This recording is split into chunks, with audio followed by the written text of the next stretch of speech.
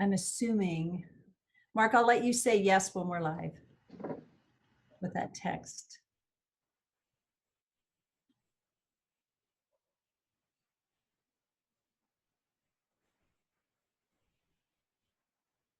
Okay, we are live.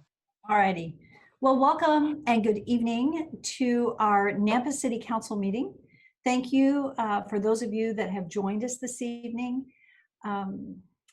One thing that I think that we could all agree with is that we so look forward to being able to be in person instead of meeting via Zoom.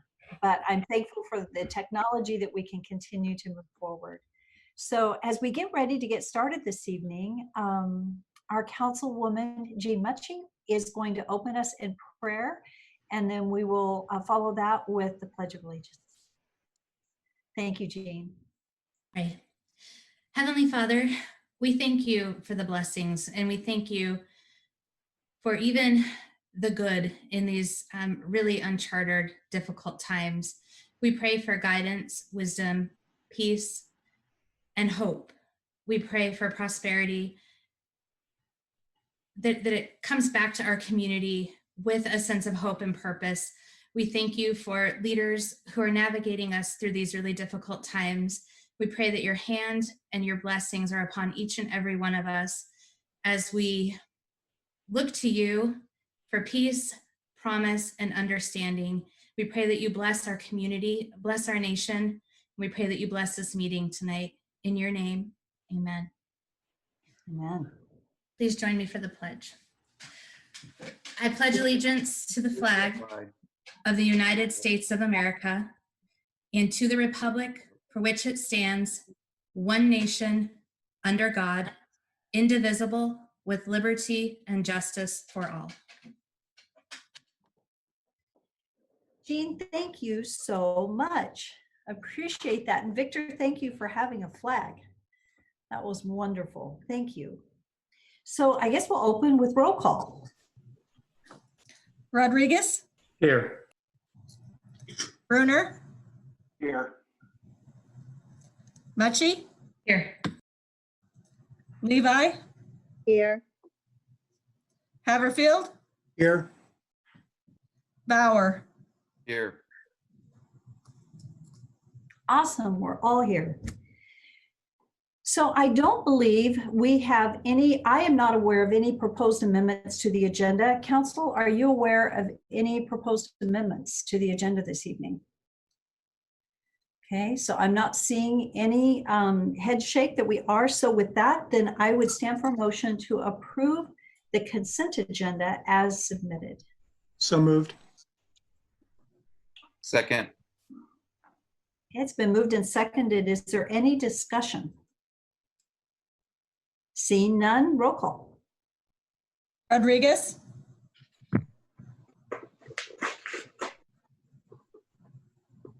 Was that a yes? Sorry, Mayor, I'm trying to do two things at once. Yes. Bruner? Yes. Muchie? Yes. Levi? Yes. Bauer? Yes. Haverfield? Yes. Okay, thank you. So proclamations. We have two proclamations tonight. The first one is our Fair Housing Proclamation, which I will read quickly. It is, whereas April 2020 marks the 52nd anniversary of the passage of the Title VIII of the Civil Rights Act of 1968, popularly known as the Federal Fair Housing Act. The Idaho Human Rights Commission Act has prohibited discrimination in housing since 1969. And whereas the Commission promotes equality of opportunity for all, regardless of race, color, religion, sex, disability, familial status, or national origin, and it's a fundamental goal of our nation, state, and city. Equal access to housing is as important and as fundamental as the right to equal education. And whereas housing choice impacts our children's success in education, our ability to seek and retain employment options, and the cultural benefits that we enjoy. Only through continued cooperation, commitment, and support of all Idahoans can barriers to fair housing be removed. Now, therefore, I, Debbie Kling, Mayor of the City of Nampa, do hereby proclaim the month of April 2020 as Fair Housing Month in the City of Nampa, and I encourage all citizens in the City of Nampa to support and endorse the practice of fair housing. The second proclamation we have is National Child Abuse Prevention and Awareness Month, and it is this month of April. And with the coronavirus and the stay-at-home order and the financial challenges, and I'm not reading the proclamation yet, but I'm just saying that with the financial challenges that many citizens are facing, it is a time that we see a rise in domestic violence and child abuse. And so it's very timely that this is National Child Abuse Prevention and Awareness Month. So whereas Canyon County recognizes that children are the key to the county's future, success, prosperity, and quality of life, and while children are the most valuable resource, they are also our most vulnerable citizens. And whereas every child deserves to grow up in a healthy, safe, nurturing environment and have an opportunity to thrive. And whereas child abuse and neglect causes physiological, emotional, and physical harm, which can create lifelong problems for victims of abuse. And whereas effective child abuse prevention strategies succeed because of the partnerships created among citizens, human service agencies, schools, faith communities, healthcare providers, civic organizations, law enforcement agencies, prosecutors' offices, and the business community, and by recognizing that prevention starts with each of us. And whereas child abuse and neglect does cause the psychological, emotional, and physical harm, now therefore I, Debbie Kling, Mayor of the City of Nampa, do hereby proclaim April 2020 as Child Abuse Prevention and Awareness Month. I call upon all citizens, community agencies, faith groups, medical facilities, elected leaders, and businesses to increase their participation in efforts to support families, thereby preventing child abuse and strengthening the communities in which we live throughout the year.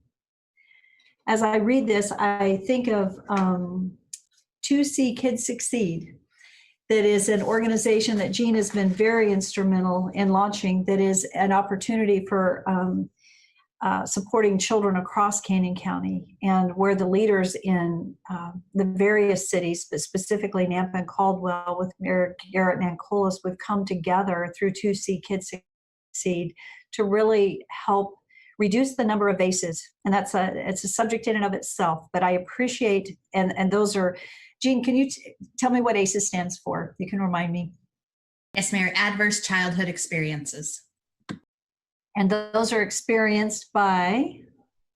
So children between 0 and 18 who experience traumatic events that can have a long-lasting impact into adulthood, and they can significantly increase mortality rates for those who experience 4 or more. So 2C Kids Succeed is working to help educate and inform and help people better understand the impact that those can have in a child's life. So anyway, I tell you, our kids are the future of this city, and it's important that we care for them. So recognizing this as Child Abuse Prevention and Awareness Month is very special and important to me. So the next item on our agenda are Nampa residents wishing to speak on an agenda item, and I did not have anyone that had signed up that I am aware of at this time. So it's likely that that will resume when we go back into our regular council meetings, which we all look forward to doing. The next item on the agenda then is mayor and council comments. And I just, a very brief comment regarding coronavirus, because this is where we do a quick update. While we are still under the stay home order as extended, we'll put it that way, by Governor Little, I think we all are looking forward to bringing that to an end and moving into the next phase of recovery. So I just want everybody to know that we are working with a small group on the business side, and we met this morning, and that is the Nampa Chamber, Beth Heineck from the City of Nampa, Marie Baker, Small Business Development Incubator. We had the Health District on that call. And I'm probably forgetting somebody, but we are going to be putting together some videos to help the various sectors of our business launch and get ready to reopen to help them succeed. So we'll be doing, I think we're going to do about 5 different videos. We're going to focus in on beauty parlors and nail salons, restaurants and bars. We'll also do service sector industry, people that are serving in a service sector. We'll do retail and then manufacturing. And so we'll be creating videos that will be a joint between the chamber. We'll have some good business ideas. We'll talk about marketing. We'll talk about how to open safely. And then with the Small Business Administration, any ideas and any support that we can give and encouragement. So what we want to do for the City of Nampa is get our businesses open as soon as possible. In order to do that, we have to have it's consumer confidence, right? That the confidence of the citizens of our community that they can go into a business and know that they're safe and that there are good practices in place. And so we're going to support that so that we can get our businesses open and get our economy in Nampa moving forward again. So we're working diligently on that. We hope to release them by the end of this week. And we're going to do everything we can to get our economy moving again. So that said, I don't think I have any other comments. The golf courses did open this last week, and they're practicing their social distancing. And just in case the council or citizens wonder, this week we're going to be having discussions regarding other city entities and opening and what that looks like and what we can do safely. And then we will also be working with the governor's office. We are anticipating, I'm hoping the stay-home order is lifted as of May 1, and that we will be following the president's guidelines of phase 1 to 2 and then into 3. Phase 1 is still somewhat restricted, but it does open businesses back up. We just have to have a good plan. So I think those are my only comments this evening. I don't know if council has other comments or anything that they would like to share. And it's quiet. I want to make sure I give opportunity before we go on. Okay, so I don't think there are any comments, and we'll just keep working together because I think we all agree that we want our businesses to succeed and we want to get our community moving. So the next item on the agenda are agency and commission reports, and we don't have any this evening. I will say that we, just for the council to know that VRT will be coming forward with an agency report, and I'm going to anticipate that's either on May 4th or May 18th. I don't know which date, but please know that will be coming. And you know, I'm going to go back into mayor comments real quickly. Next Monday evening is when we have another council meeting, and we have talked starting at 5. We'll take that break between, I think, 7 and 7:30. It'll probably last, I hope it doesn't last past 10, but we will have 10 public hearings. We will be using the online platform. A lot of work has gone into it. With the clerk's office and with Amy in our external communication and our planning and zoning department are working diligently to make sure that people understand how to use the technology, how to be a part, because we want to give everyone ample opportunity for the public hearings. But we look forward to getting caught up. And then planning and zoning will meet on Tuesday night, the 28th, and they will be resuming their public hearings on that side. So it'll be intense with a lot of meetings. For just a couple meetings, and then we should be caught up and good to go. So just be prepared. We'll all be back here next Monday night, and it'll be a long meeting. So have your snacks in front of you and be ready to go. So, okay, staff communications. Our first staff report is Doug Racine. And Doug, are you going to share your screen on this one, or? Yes, I am. Let me share that right now.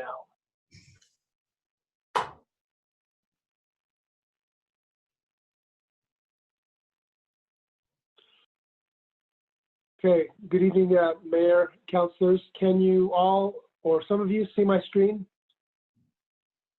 Okay, good. Yes. So what I want to share tonight is an update focusing on the impacts of the coronavirus on our utility billing processes. This is one of the areas where we have significant interaction with the community in terms of receiving payments and processing shutoffs or disconnects or reconnects. And with the closure of the building, we still continue to receive payments. We still continue to trying to meet our customers' needs as best we can. But you're also aware that part of our policy has been to not disconnect anyone during this that didn't request to be disconnected, not disconnect anyone else who has been impacted by the coronavirus and may have economic challenges. So I wanted to share with you kind of an update of what that's doing to us financially and our initial plans for preparing to exit this stay-at-home policy or request. And I wanted to share with you some of the challenges we're facing, some of the input from other cities and utilities around the valley, so you can get an idea and a flavor for what we're dealing with here. So we will need a very effective strategy to come out of this process, not only in terms of how do our customer service representatives interact with the customers that come in, but how do we deal with the accumulating delinquent accounts? So on this tab in the middle, where it has the yellow bar across the top, let me kind of explain how we do our billing at the city. There are 6 billing periods, or 6 billing cycles. We bill every other month. And the 6 billing cycles, as listed on the top of the sheet, numbers 1 through 6, may not show up in strict linear time frames, but that's just we track them by the numbers, and they are a week or 2 apart, and then they begin to cycle again as we reach every other month. Let me look at this total column right here and give you kind of a flavor. We have approximately 29,504 utility customers. Right now, there are a maximum of 6,864 delinquent accounts. That's a little bit high, and I'll go over that in just a moment, but that's 23% or $957,000. That's a significant amount. It's not really as bad as that, but we're not done with the cycle. So let me go back to the billing cycle 1. This billing cycle was billed on March 5th. There were 5,865 accounts, and out of those, right now, there are 808 delinquent accounts. That's 13.8% or $136,000. To put that in perspective, normally, when we issue a billing cycle, we will have about 1,200 delinquent accounts. Out of those 1,200 delinquent accounts, we will send out email and phone mail payment requests. The email and phone mail serve to capture about 1,000 of those delinquent accounts, leaving us with what we normally experience is 200 to maybe 250 delinquent accounts that we may have to disconnect or have an additional follow-up and a late penalty for payment. But you can see that we're at 808, where normally we would be maybe 200 to 250. Moving over to billing cycle number 2, a very similar result, 988, 23%, 140,000. This billing cycle 3 is not yet it's finalized, but there are a number of people, because it was just 3 weeks ago, a number of people that have not yet paid. So this $489,000 is probably overstated. I expect it to drop down closer to the $140,000 to $160,000 range when it's paid in the next couple of weeks. Billing cycle 4 just went out on April 7th, and so it's all still current. But from the last billing cycle 4, from 2/6, we had $27,000. So you can see this kind of progresses along, and we cycle them, we move through them. This $957,000 may only be $500,000. Still, when we exit the stay-at-home and we begin to resume normal utility billing operations, we're going to have a substantial delinquent account balance of $500, maybe $700,000, because this cycle that goes out, that just went out 4/15, we're in the midst of people not having money. So these values that were 136, 140 could ramp up even higher. Now, we won't know that until we get there. And so our approach right now is to begin preparations for finding ways to minimize this impact as we begin to exit. We called around to various utilities in various cities, and the utilities are being, power and gas are being fairly strict, especially Idaho Power. They're pay us now and we'll leave your lights on. Intermountain Gas is a little vague on theirs, and Meridian and Caldwell are kind of playing it by ear to see what happens. To some extent, we're playing it by ear, but we're trying to prepare. So as we begin to exit this, we have developed an approach we think that will help our customer service people more effectively deal with customers that have delinquent accounts. We're not going to open the doors and then start shutting people off. That's not the way we want to deal with our citizens. They're struggling. We want to give them every chance to catch up, to get back on track and pay their utility bills. But we have to strike a balance between recognizing the challenges of the economic challenges of our citizens and recognizing the significant financial impact to the city.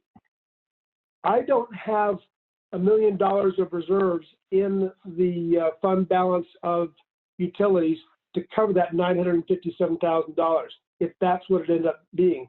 Anything over about $300,000, I'm going to have to borrow from the general gov to temporarily cover those funds. So we don't have a lot of excess funds to deal with here. So developing a cohesive plan that is communicated to the city, that we follow and we have extreme clarity on, and a good process is really critical. So the basic intent right now is to tell people, pay what they can to help keep their account current. And so if they have a current value, we want them, as we exit this, to at least pay what they owe for their current services. And the message right now is we are not forgiving past due balances. Payment arrangements can be made on the balance once we resume normal business practices. The payment arrangements we're proposing now to be anywhere from 3 to 6 months. We could go longer, but it's a long time between trying to make somebody make up payments for more than 6 months, and we want to try and make this as quick as possible. And it will be whatever, and what we do, we'll also have a promissory note or a loan payment agreement we have signed by the customers, and they know exactly what they owe when. And we want to provide them clarity. We'll have speaking or dialogue notes for the customer service representatives to help them guide the people down the path. Do you need 3 months to pay it back, 4 months, 5 months, 6 months?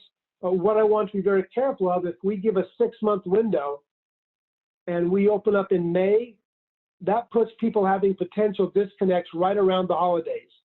We want to be very careful about that. It would be kind of like adding insult on injury. So we're going to try and get things, billing cycles that don't have a potential disconnect showing up in the holidays.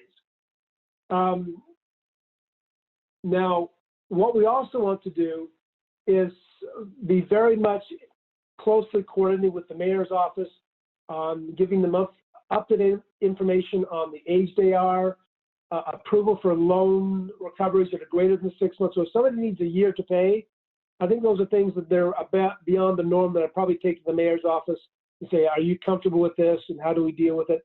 Now, if somebody has an extreme emergency or a health problem, we'll obviously deal with that as we normally do, with very sensitive approach before we even get down to the potential for disconnecting.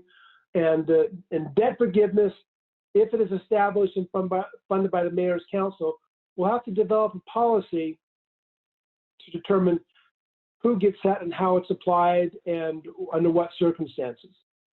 So I hope you've gotten a little bit of flavor for the mountain we're trying to climb over here without dislodging and causing an avalanche.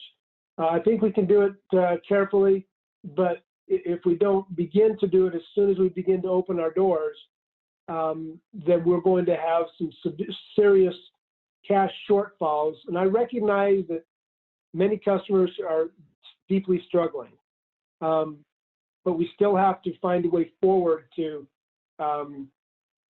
begin to recover our losses. And with that, Mayor, that's the presentation, and I'll open it up for questions to yourself or the councilman. Are there any questions from the council at this time?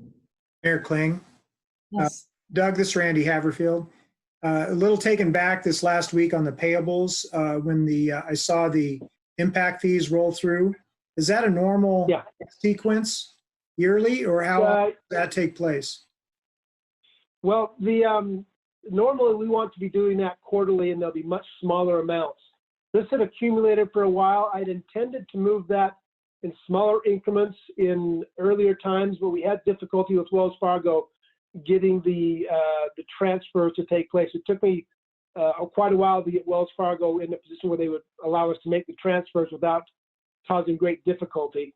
So normally I would expect the impact fee transfers to be probably 25% to 30% of what they were in this most recent AP distribution.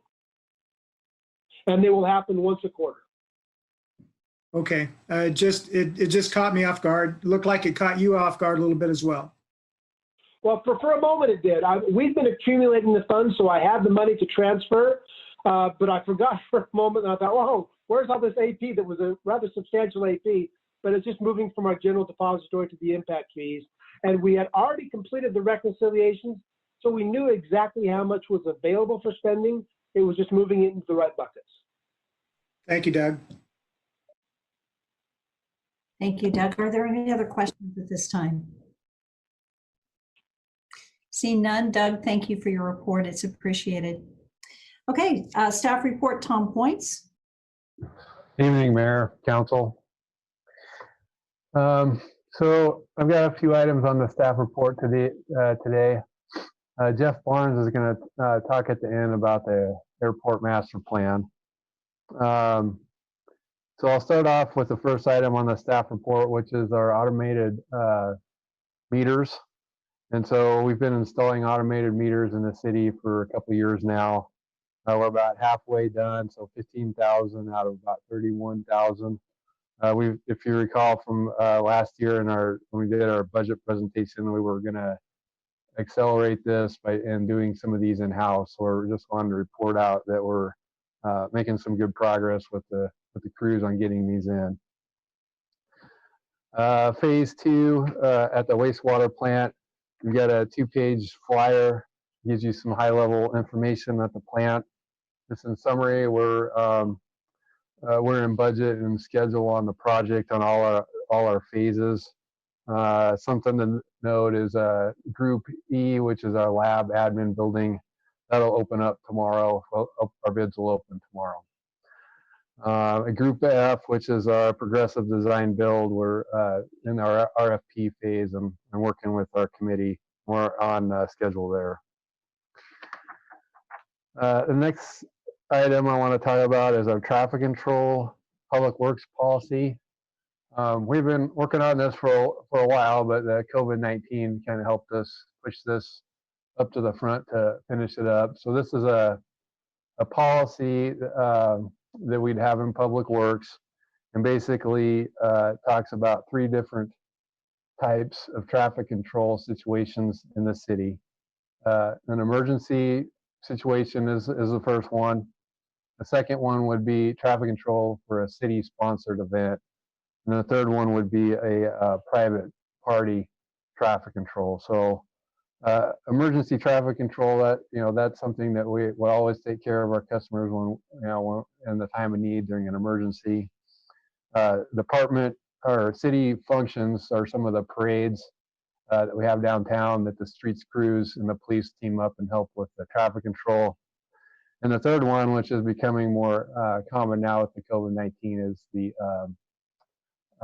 private party traffic control. So an example of that would be, a bank that closed their lobby, and they had a large, because of COVID-19, they had a large influx of customers using the drive-through, and it backed up onto the road. We made the decision to come in and help out for a day or two to get them so they could get themselves somebody online to hire the private traffic control company, which they've done now. So we wanted to have this policy in place so when people call and ask for help, we can kind of have a path forward on how we help them, and how whether it be our forces or traffic control companies that help out. So that policy's in there, and you can email me if you have any comments. If you can email me by April 27th, and if we don't hear any comments, we'll adopt this policy on May 4th. Again, this is a public works policy. And the last item I want to talk about is street funding. Before I turn it over to Jeff, so with the COVID-19, we're anticipating funding decreases, and we're also in the midst of budgeting right now. So we're looking at the remainder of the year and also into fiscal year 21. So starting with our gas tax and state shared revenues from registration fees, we are anticipating some deduction in 20, but really not that much because of the delay in how the money comes in. They're usually about a quarter behind. So we're anticipating a little bit of a decrease, but not as much as in 21. In 21, we're actually budgeting for a 20% decrease in gas tax revenues. And then on top of that, we've been listening to Patrick and talking about the building permits. And we know that those are slowing down and will likely continue to slow down into 21. We plugged into our formulas another 20% deduction in impact fees coming into streets. So with those two major changes, we're looking at about $1.5 million to $2 million worth of lost revenue in streets. So what our strategy for 21 is, obviously we need to not do some projects in order to come in on budget. So the ones that we had in mind would be stormwater projects. Historically, we've spent about $450,000 in stormwater projects. We'll delay that for a year until our revenues come back to be able to do those. We've also done one major pavement road rebuild a year, so we're going to not do that next year. We can do that for 1 year. And the one that we had in mind was the Lakeville Avenue, South Middleton Road, and 12th Avenue. So we're already working on the design and right-of-way on that. We want to continue with that. So we have some shovel-ready projects in the event that there's some stimulus money coming from the federal government through transportation projects. And then there was also one congestion project that we felt like we needed to delay 1 year, which was Middleton and West Iowa. So those are the delayed projects. And I'm going to share my screen here. Okay.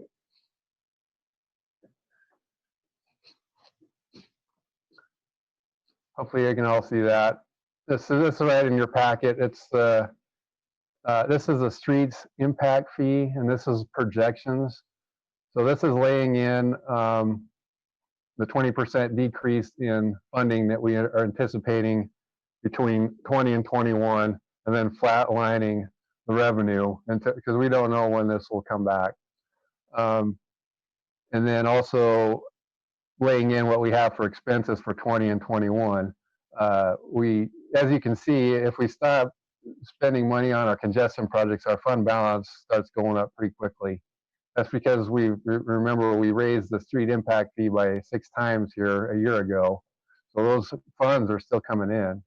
And so what we're suggesting is to continue working on some of these congestion mitigation projects that we had in our impact fee list, and then to strike a balance between our revenues and our expenses, not to get our fund balance up too high into 20 into 21. So you'll see tonight even a project, Middleton and Lone Star, an intersection project that's an impact fee project that we're recommending to move forward with based on these projections you're seeing here.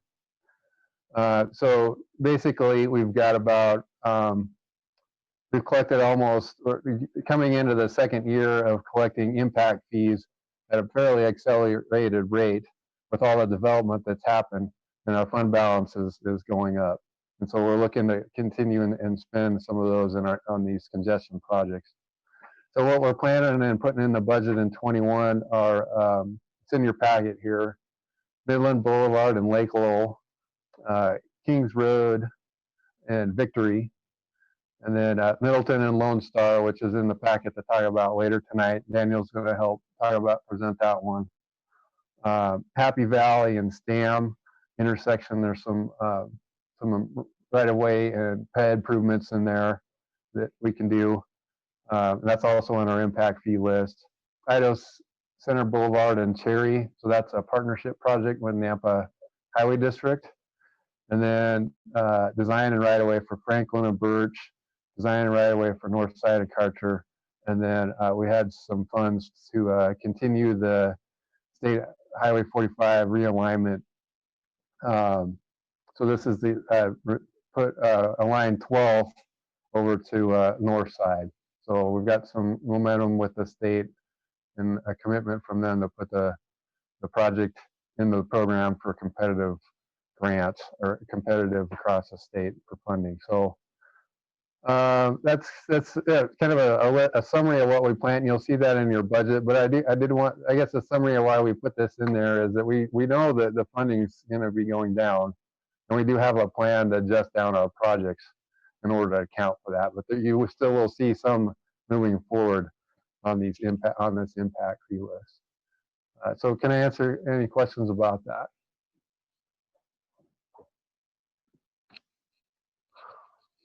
Okay. All right. Well, thank you. Appreciate your time. I know Jeff's on the line. I'm going to turn it over to Jeff. Jeff, can you hop on and talk about Thank you, Tom. Yeah, good evening, Mayor and City Council. So I'm presenting to you the airport master plan for your review tonight. This is just going to get it in front of you so you can start the process of looking it over. We will then bring it back in next month at a meeting, and at that meeting we can discuss it further, present some of the details, and then also in the meantime you can submit questions to myself, and we'll get it back to the consulting engineers and get those questions answered. So the master plan started in 2018. It's pretty exciting to see where Nampa Airport is going. It was an extensive process. We hired TO engineers to do it, the master plan. They did a great job on that. Monty Hazel is the airport superintendent. Claire Bowman also worked on it, and in the multiple, we had 5 open houses. I know councilmen came out and the mayor, so we appreciate everybody's input through the process. The public involvement process was outstanding. We had hundreds of people at these open houses. A lot of the initial meetings were big questions on, okay, is runway going to extend? What about noise and those type of things? And then as we got into the meetings, they got into, well, what do we want the airport to look like? And when we came up with is that we want this to be a great small general aviation airport. And so this master plan really sets the stage for how it's going to look in 20 years. We had a TAC committee assembled, which is a technical advisory committee made up of stakeholders out at the airport. They helped drive the process. They were representatives from the community around the airport, professionals, engineers, planners, business owners at the airport.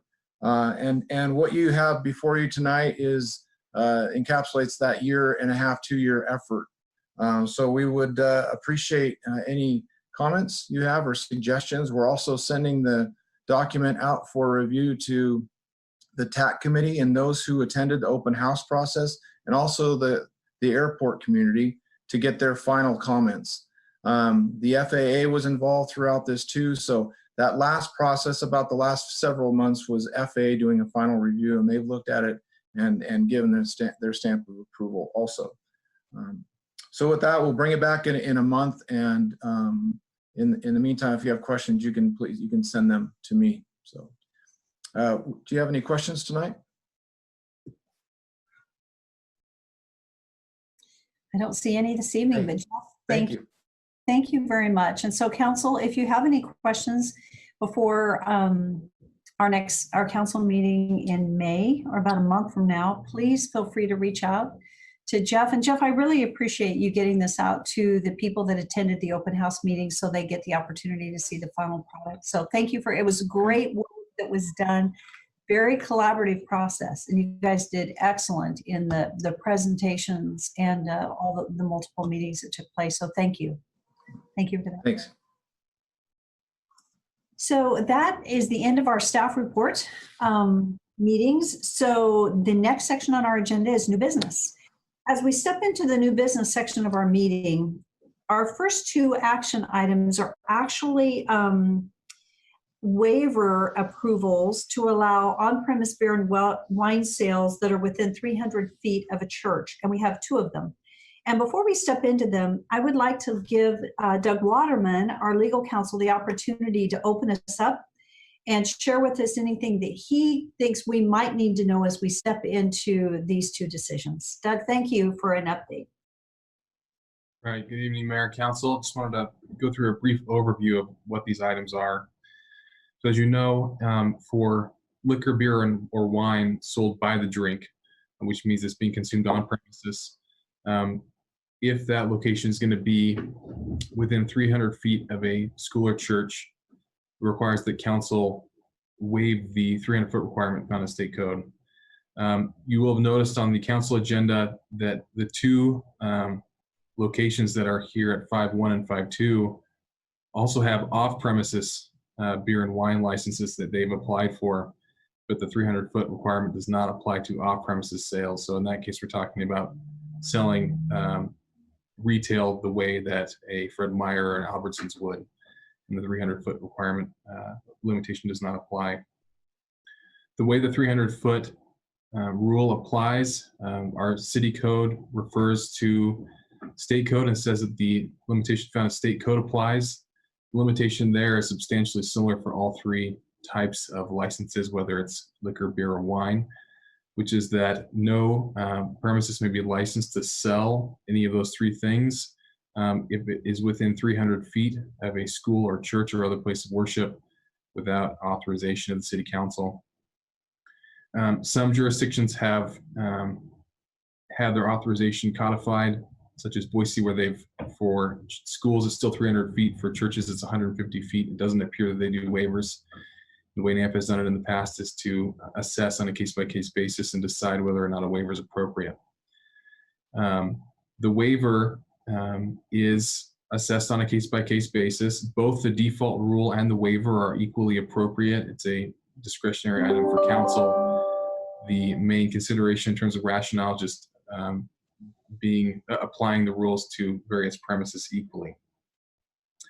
It's not a public hearing, of course, but the city's chosen to allow the applicant to submit additional information, and you'll see in your packets for both of them there's been a letter, and for the block there's been additional information submitted as well. The last thing I'll note before I let you move on is that in the letter for block, which is 5.1, there's language that makes it sound like this is a request for reconsideration. It is not. They've reapplied for a new license.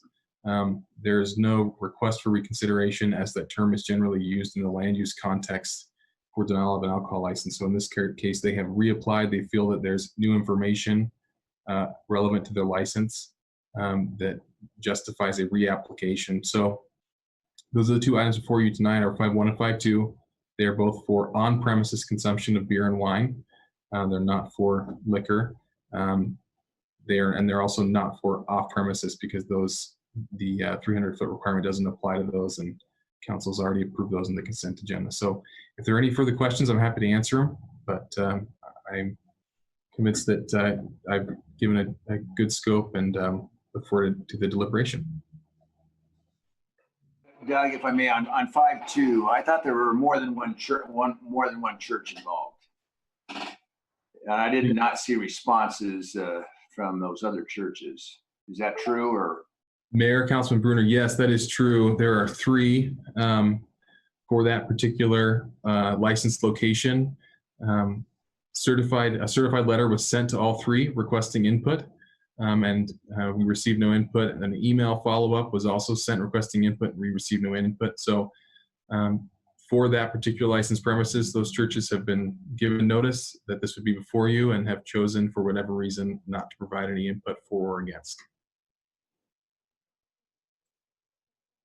Okay.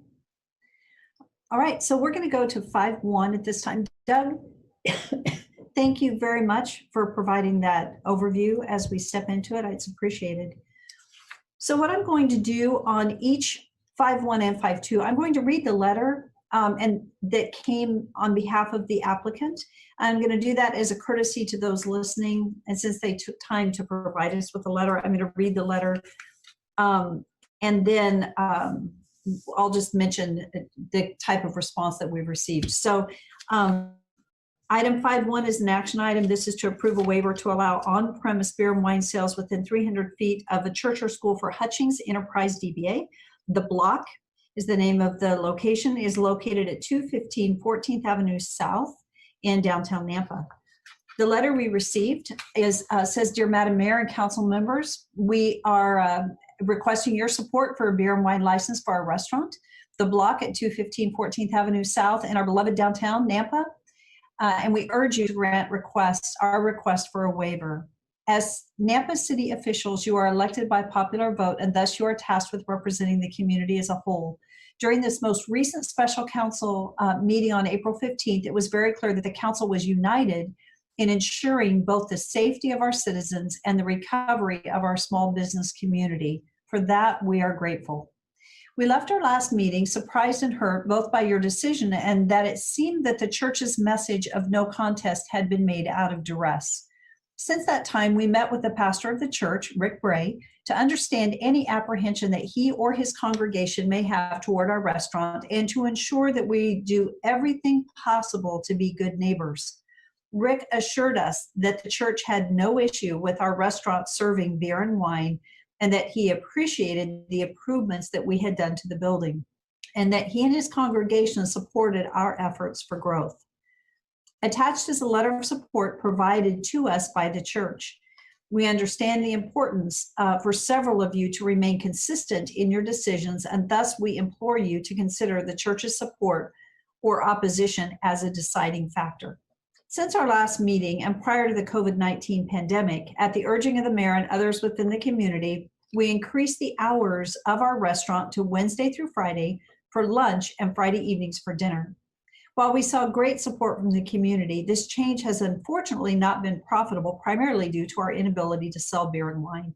Most restaurants rely on beer and wine sales for 25% plus of their gross revenue.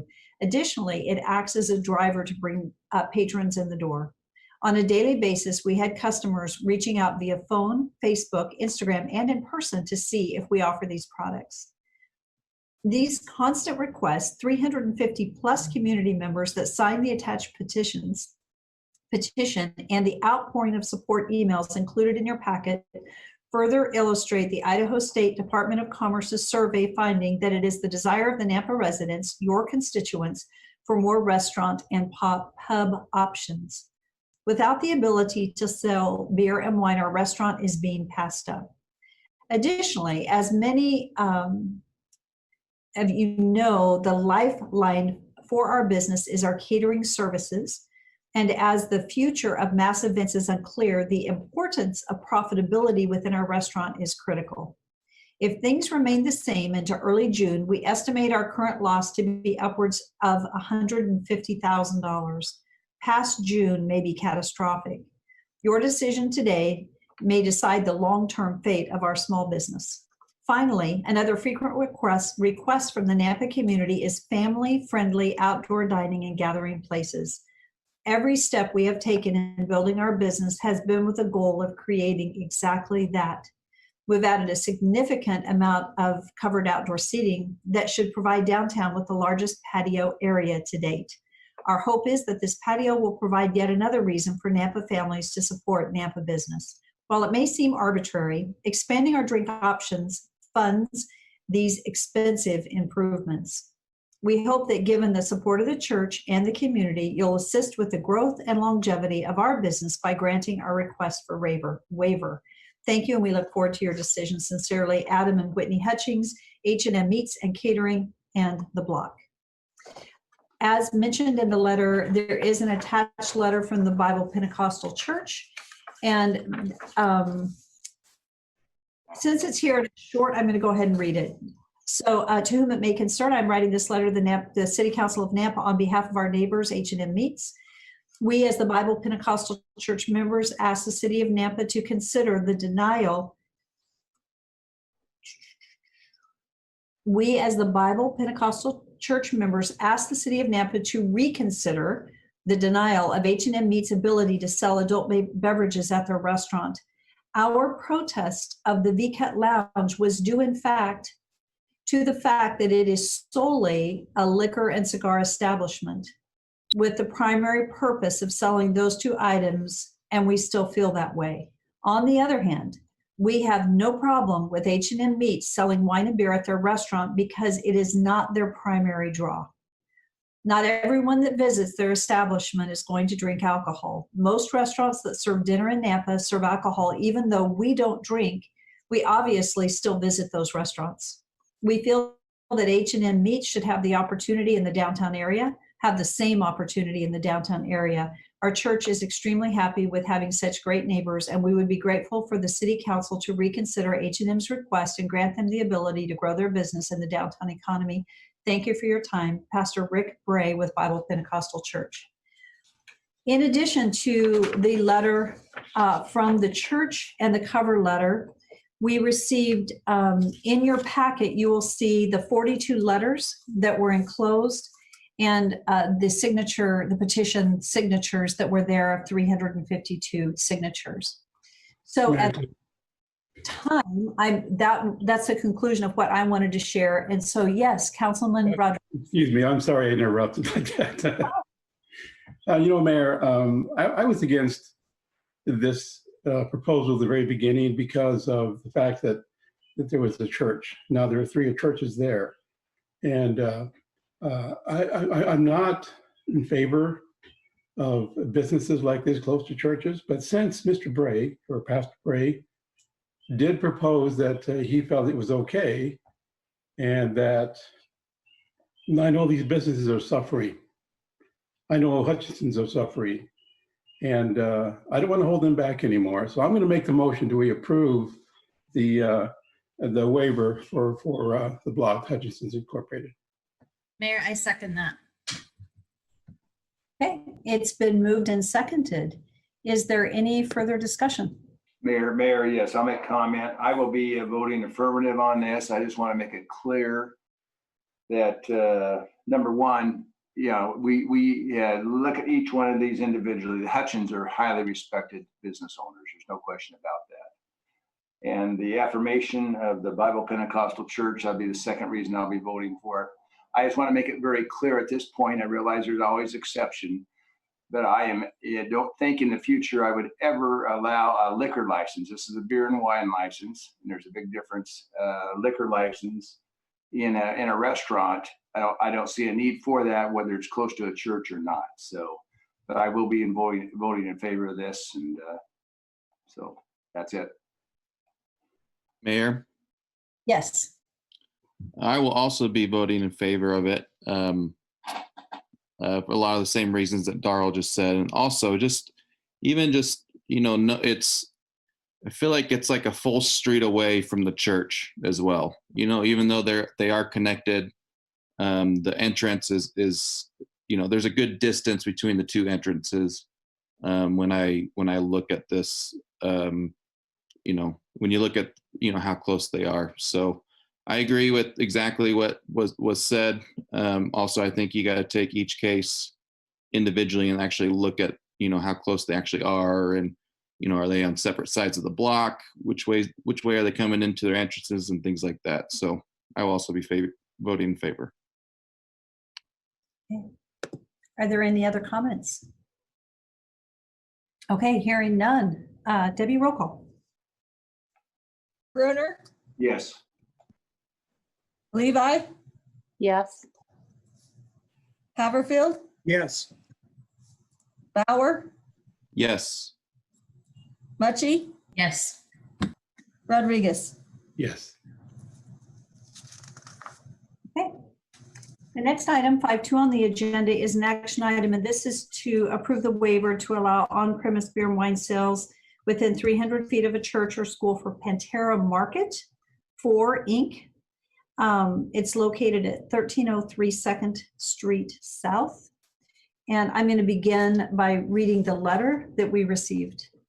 Dear City of Nampa Council members, we at Pantera Market 4 Inc. are writing to you to apply for an alcohol license in the City of Nampa. We are requesting an alcohol license for the sale of beer and wine to offer a wide range of products for our customers, primarily for at-home consumption. Our primary business is a full-service grocery store specializing in the typical Mexican grocery store products and for individuals to experience an authentic Mexican culture. Our affiliated entities have been operating in Canyon County since March of 2008 with stores in Caldwell and Nampa.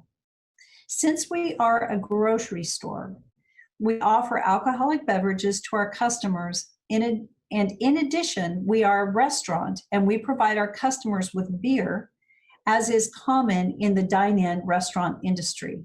We do operate a small restaurant, but do not encourage any heavy on-site consumption, as we are more of a family-oriented business, keeping the families of Nampa and other surrounding areas in mind. We specifically chose this downtown Nampa location based off of data, which showed a need for a full-service Hispanic grocery store. Our desire to be part of the downtown Nampa revitalization was also a key factor in our decision. We look forward to a very long and prosperous partnership with the City of Nampa and its residents. We strongly believe that an alcohol license would benefit many individuals and is consistent with our business model. From a business standpoint, an average 7% of our gross store sales are derived from beer and wine sales. And we know that many of our friends and loyal customers will be looking for this product in our store. Thank you for your help. Sincerely, Hermelinda Aguilar. So with that, as you see in your packet, letters were sent to Bible Pentecostal Church, Real Life Community Church, and the Nampa Presbyterian Church.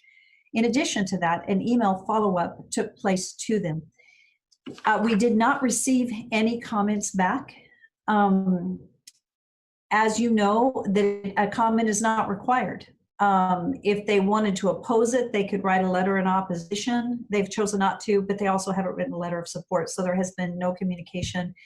I think we did work to ensure, in fact, I believe we even made some phone calls on, I would have to have Debbie confirm that, just to ensure the due diligence that Yes, they we did. received the information. Go ahead, Debbie. Yes? Yes, we did make some phone calls. To follow up.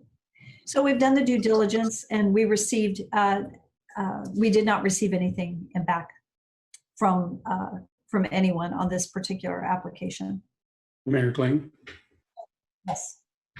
I just want to make it known that one of the owners is named Pedro Rodriguez, Peter Rodriguez, no relation to me whatsoever. I just went in there to buy some food. It is the best. You got to try it. So since we just passed the block, I also will make a motion to approve this beer and wine license as well. And I will second that as well. Okay, it's been moved and seconded. Discussion. Mayor, just a quick question to Debbie. So phone calls were made, just voice messages left and no response, or what was the process? Yes, we called and left messages and nobody returned the calls. Okay, thank you so much.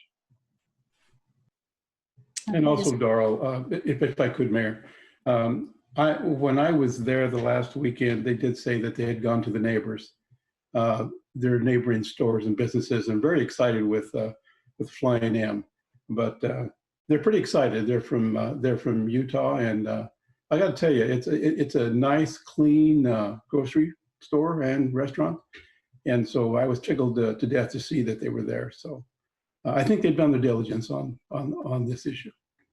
Thank you. And Mayor, I also went into Pantera, and it's a great community neighborhood market and anchor in our downtown space.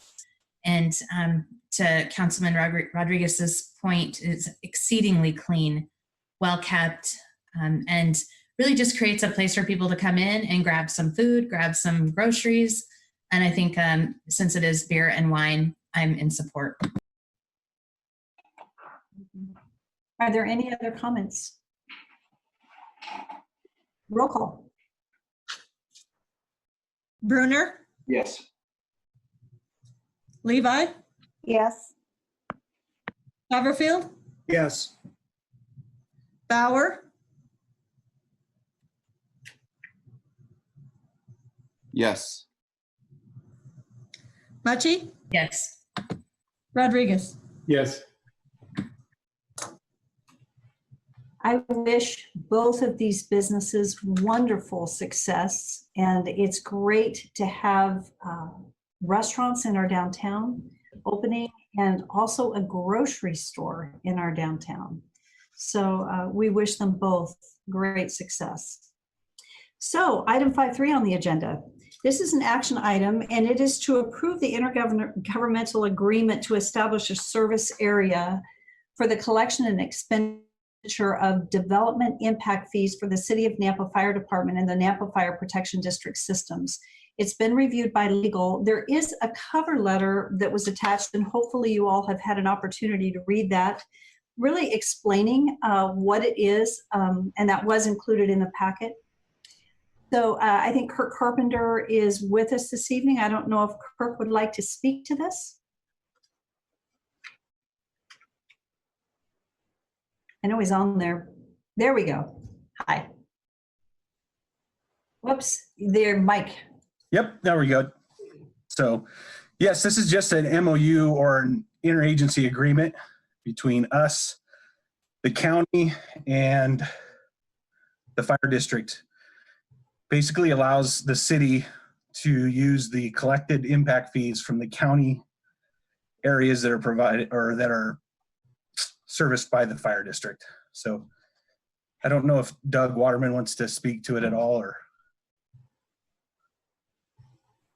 if he would need any more. Yeah, Doug, do you have any comments? Good, Mayor and Council. So this item here is just the establishment of what the service area would be. The actual implementation of the impact fees would require further ordinance. And so this is just to set out the boundaries. And actually, Chief Carpenter, could you help explain exactly what the boundaries are in the agreement? It appears to be that they are both in the city and in the county, and then in the... So there's some enclaved areas within the city that are considered fire district, as well as just all the areas outside of city limits that are covered by the Nampa Fire Protection District. And so this establishes those lines and is that agreement that those impact fees would be used as the district, but for the fire department growth. So if I understand correctly, for example, this allows us, if we are ready to get Fire Station 6 done, the county can now collect impact fees for a fire district, and that could help support a future, let's say, Fire Station 6, right? Yes. So that would allow us, yes, they as soon as their impact fees are approved through the county, then they would start collecting, and those funds could be used for any future growth for the Nampa Fire Department. And the reason that hasn't been in place previously is because the county has not had the opportunity to use impact fees. This is new for the county to actually approve impact fees, and hence the memorandum, so that the fire district and the city of Nampa Fire can actually work together in using those. And this has been, Mayor and Council, this has been worked on across the valley for all the counties. So this, I can't remember the exact numbers, but I believe this is like a 9 district and city work through White Peterson. Mr. Gigray is the one that's been working on this with Ann Westcott for the last probably year and a half for this effort. Awesome. Are there any questions from council? Mayor Kling, I just have one question. Chief Carpenter, these impact fees are not any different than our impact fees in the city. We can't use this for new firemen, just new developments, right? Correct. And in fact, they mirrored what the city's impact fees were. The Nampa Fire Protection District also just mirrored what our impact fees are for new growth, for capital, and so it's buildings, fire engines, and equipment that would need to be used for those efforts. Okay, thank you, sir. Are there any other questions or comments? Mayor Kling, I have a couple. Okay. Chief, I have a couple of questions as far as currently the county collects impact fees. Has the Canyon County Commissioners been approached with this? And what is the incentive for the county to give up control of those impact fee dollars? I don't know if there's necessarily an incentive. It's not something they're collecting currently. So the county wouldn't be giving up control of it, because they would actually, the collecting agency would be the fire district. So the Nampa Fire Protection District is actually the agency that's collecting those impact fees. It's just through a mechanism of the county. So it would be very similar to the impact fees we're getting at the city of Nampa for the fire department. It's the city that collects them, but they can only be used on the growth of the fire department. So the rural fire district boundaries, however far those go out, new construction out in those areas, the impact fee dollars that'll be collected will be controlled by the Nampa Fire Department? Yes, for the growth of the Nampa Fire Department, yep. Okay. That is one thing that we'd have to look at for, I don't know for sure, I wish Mr. Gigray was here, if it would be at that same rate that they are currently providing for the growth or our annual budget factor, or is it just for any new growth, they would be just as much percentage-wise investing into our future growth projects.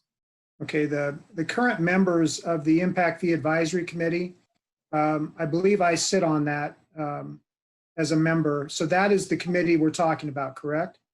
Yeah, I think for right now, I'm trying to remember who else is all on that. I think Hubert Osborne was on that, if I'm correct. I think so. Maybe David Bills as well. David Bills, yep.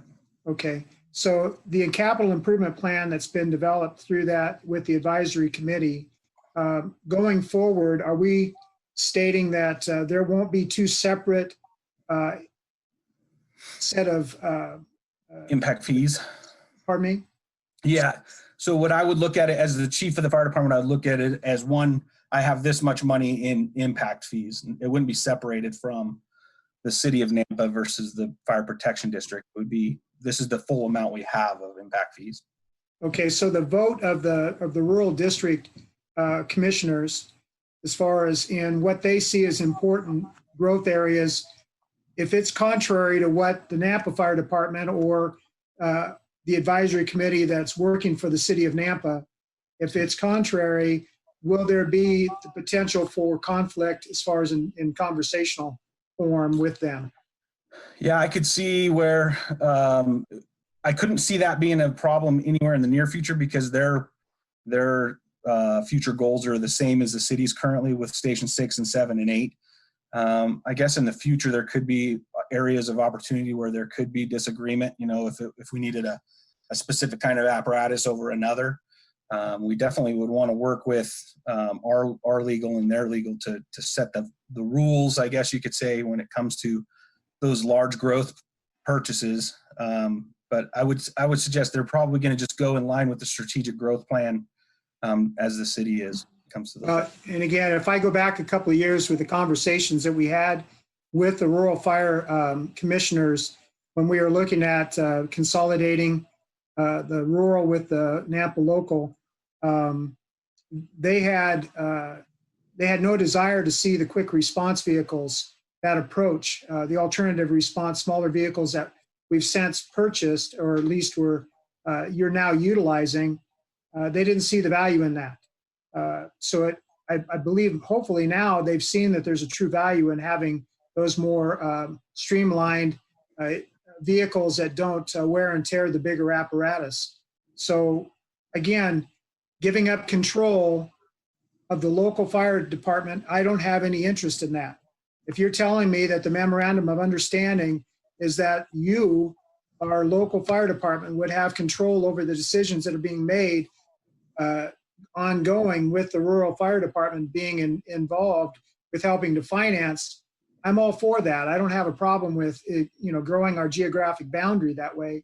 I just don't want us to be giving up on the behalf of the Nampa citizens control of our local fire department to a rural fire district that might have different ideas of what might be important to them, which is different than what we see as important to the citizens of Nampa. Sure. In the current way that we're established, the impact fees would be used for basically the way it would work is the fire department would come with their strategic plan of growth. City council would approve it, and that's where it would be approved from. I don't believe that currently the district would jump into the growth planning of our department. They would go off of the word of what the fire chief and the council are moving forward with. Okay, so my last question then is, there's two entities that we're talking about. City council has control over the expenditures ongoing, even though there's an advisory committee, correct? Of the fees? Yes. Fees, it would be the city council does. Right. Advisory committee was more about setting those fees. They're not necessarily in the decision of how to spend those fees. Right. And then the fire district is the second entity that we're talking about with the MOU. I was confused when you said that there are other districts throughout the valley that are involved in this conversation. Are we trying to create a unified fire district across the valley? No, it was an effort by White Peterson and Westcott to assist all fire districts and cities to get impact fees for fire department growth for their specific. Okay. So we're not talking about anything to do with Ada County anywhere. No, each fire districts, and so the only reason that Nampa Fire Protection District and the city of Nampa have the same impact fees is because it's based on the same CIP. You'll go to STAR and theirs are going to be much higher because it's a different tax base, different community. So they just verbiage for each district to go through the legal process of getting those impact fees set up for each entity. Thank you. You bet. Mayor Kling. Are there any other questions? Yes. Okay, one clarification though, if you would, Chief Carpenter. Yes. The impact fees that the city of Nampa receives is not going to go to the fire district. No, it'll only go for the growth of this. Yeah, the Nampa Fire Department. Okay, that's what I wanted to make sure, because now that the impact of that growth being Station 6, there's a high probability. Yeah, Station 6 will respond into the Nampa Fire Protection District as we always have, but the physical ownership is the citizens of Nampa. Okay, that's what I wanted to make sure. All right, thank you. Okay. If there are no further questions, I would stand for a motion.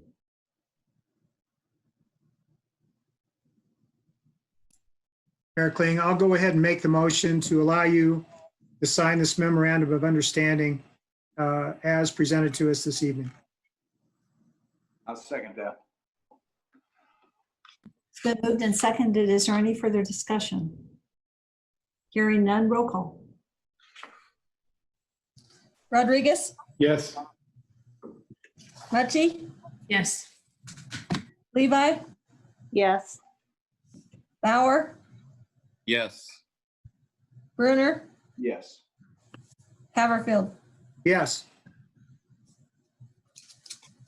Okay, the next items on our agenda, 5.4, 5.5, 5.6, and 5.7 are all related to our community block development grant application and funding recommendation. And so we're going to open with Beth Einig, who's going to give us a little bit of an overview, and then Beth will hand it off. And then we've got a couple action items that will follow this first section after the presentation. And Beth, a lot of work has gone into this. Thank you for giving us an overview and walking us through what we're going to be doing. Sure. Thank you, Mayor and Council. I'm going to start off with an introduction here, and then I will turn it over to Matt Jamison, our CDBG director. And so I just wanted to start a little bit with just a recap of our 2019 program year. And just as a reminder, we function our dollars kind of a year in arrear. So in our fiscal year 20, we are spending program year 2019 dollars. And so this year we are spending $796,464. And then we have been allocated for our 2020 program year just over $800,000. And I did want to take the opportunity to touch on our COVID-19 CDBG allocation. We are looking at about $471,000 coming to the city, specifically related to COVID-19 through the CARES Act. And we anticipate coming before you again in May with an allocation of those dollars. Those dollars are intended to help the city plan for and react and implement things related to COVID-19.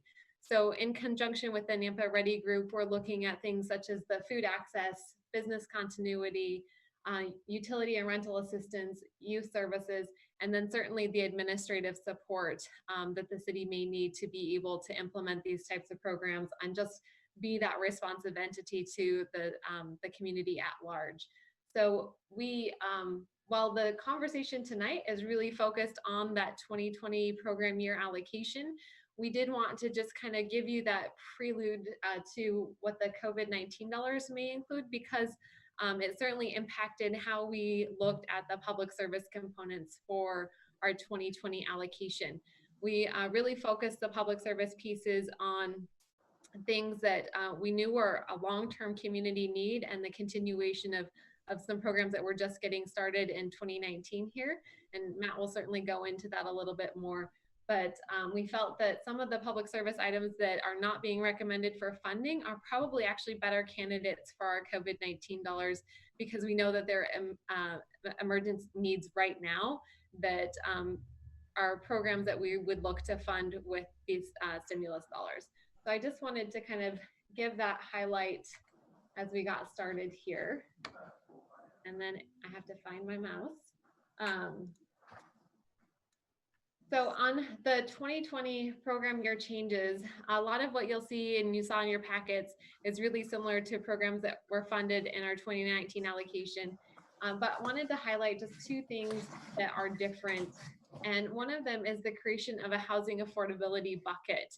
And I just wanted to provide some historical context on why we are looking to create a bucket as opposed to specific projects. For those of you who've been on council for a number of years, you'll remember that we've seen projects over the years for very specific housing projects come in. So we had the Colorado Gardens project come in for a specific CDBG allocation funding through our regular application process. One of the challenges we've seen going about housing projects in that manner is that developers will come to us and they'll say, we want to do a project and we need CDBG money to be in the mix for the financing to work.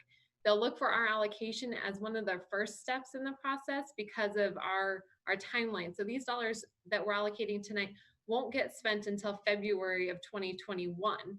And so the developers will come to us, they'll say, yeah, okay, we want to get into your pipeline. And then it may be another year before they actually even have all of their funding put together, and then another year before the project actually gets started. So we have money that ends up sitting on the side, waiting for that project implementation for anywhere from really 12 to 24 months. And we start to run into some challenges with timeliness on the expending of the funds, and HUD really likes to see those dollars go out the door and utilized more quickly. So instead of creating a pot for and designating it to a specific project, we wanted to create this housing affordability bucket that then we could work with housing developers who have projects that are ready to go. They've gone through the entitlements process, they've gone through their financing, and they know where their gap is, and they know where they need our support to make the project happen. And we can come in and spend it right away. So one of the things Matt will talk about is how he got to the number that's in that housing affordability bucket based on that pipeline that he's working on right now. So all of those projects would still certainly come before council for a contract approval, but we will have those funds set aside and we'll be able to get them out the door much more quickly is kind of the hope and why we've structured it this way. And then the second thing I wanted to bring your attention to is on the increase in the administration and planning budget. We typically do not budget the entire amount. We're allowed that 20% for the admin and planning piece. And we've typically gone under that, but over the next 2 years, we're phasing our planning process. We have to do a 5-year consolidated plan every year. And in program year 2020, we will start that effort for that next 5-year consolidated plan and start all of the public outreach and engagement pieces that go with that. So we know we'll have some consulting fees probably and additional public outreach expenditures that we need to account for. So we have requested that 20%, but in that there are no changes to the staffing levels. There's no changes to the kind of salary and benefits packages. CDBG will follow all of the same guidelines that the city establishes from a staffing and budget perspective. But that is the reason for the increase in the admin and planning piece. And then just lastly, before I turn it over to Matt to kind of go into a little bit more detail on the proposed allocation, we have the timeline just to make you aware of. So certainly back in February, we started the application process with the guidelines. We have the council meeting this evening for that funding allocation decision. And what you decide tonight, Matt will go back and write our action plan, which is the document that HUD requires for us to submit to them for the allocation process. That action plan will have a 30-day public review component where we will take public feedback on that. It will go back before you in July for adoption. And really, in essence, you'll be able to take that any public feedback you see. We wouldn't anticipate any major changes, certainly, but that will be kind of that final review process taking place in July with our submittal to HUD by the August 10th deadline there. So with that, unless there's any specific questions for me, I will turn it over to Matt. Mayor, if I may just ask one question for Beth. And number one, thank you. I know this is a ton of work for you and Matt and the team, so I appreciate that. But you talking about the 5-year plan. You know my little challenges with consultants. Of this $160,000+ dollars, I guess 2 questions. How much do you see spending on a consultant? And number 2, what is the need for the consultant? Is there a lot of new regulations, or have we not been through this in the last 5-year plan, or what is the purpose of having a consultant?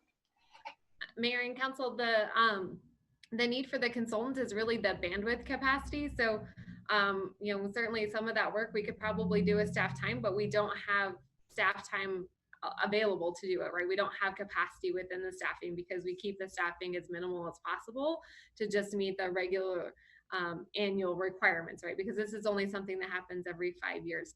I think there's about 20,000, and Matt can probably correct me when he comes on here, but I think there's about 20,000 in that line item for the consulting services piece. And a lot of that actually will probably be spent in that. This first year is really the public engagement aspect. So it's getting printed materials, it's making sure they're translated appropriately where need be, and getting them out into the community, doing public surveys and all of those various aspects. So it's really a lot of kind of stakeholder engagement pieces. And then somebody certainly to take all of that data, dial it down and interpret it for us and really identify what the high priorities are for it. And then in the following year, the intent obviously would be that we would hire one group to work with us through the entire process, but it would be a 2-phase type of contract. So the public engagement and data gathering piece would be one set, and then the second set is the actual writing and drafting of the 5-year consolidated plan. So both would be kind of no more than that 20,000 in each bucket.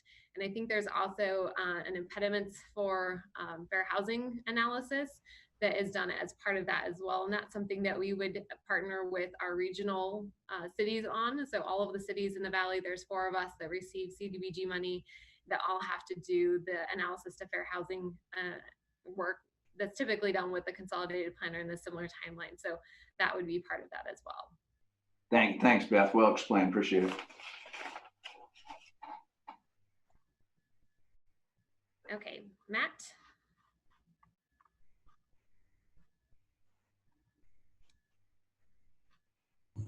Okay, hello everybody. I'm working through sharing my screen real quick. 1 second.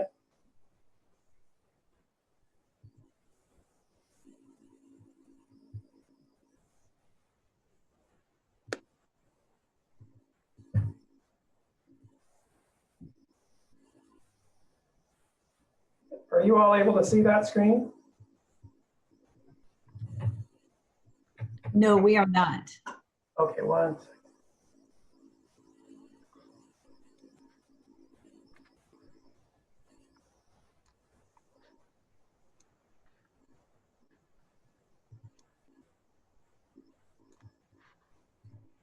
Okay, how's that? Good, thank you. Okay. So, thank you, Beth, for that introduction. This particular program, year 2020 allocation, has a few changes, which I'm glad Beth highlighted for us.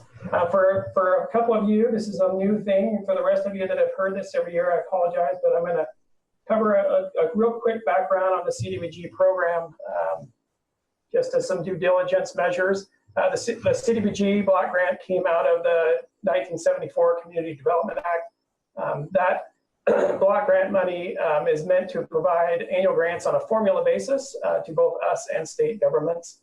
It provides communities with resources to address the unique community needs of that we have identified, and then it develops viable communities by providing decent housing, creating a suitable living environment, and expanding economic opportunities. That said, and as Beth just mentioned, part of that process and what begins a CDBG entitlement grant process is a 5-year consolidated plan.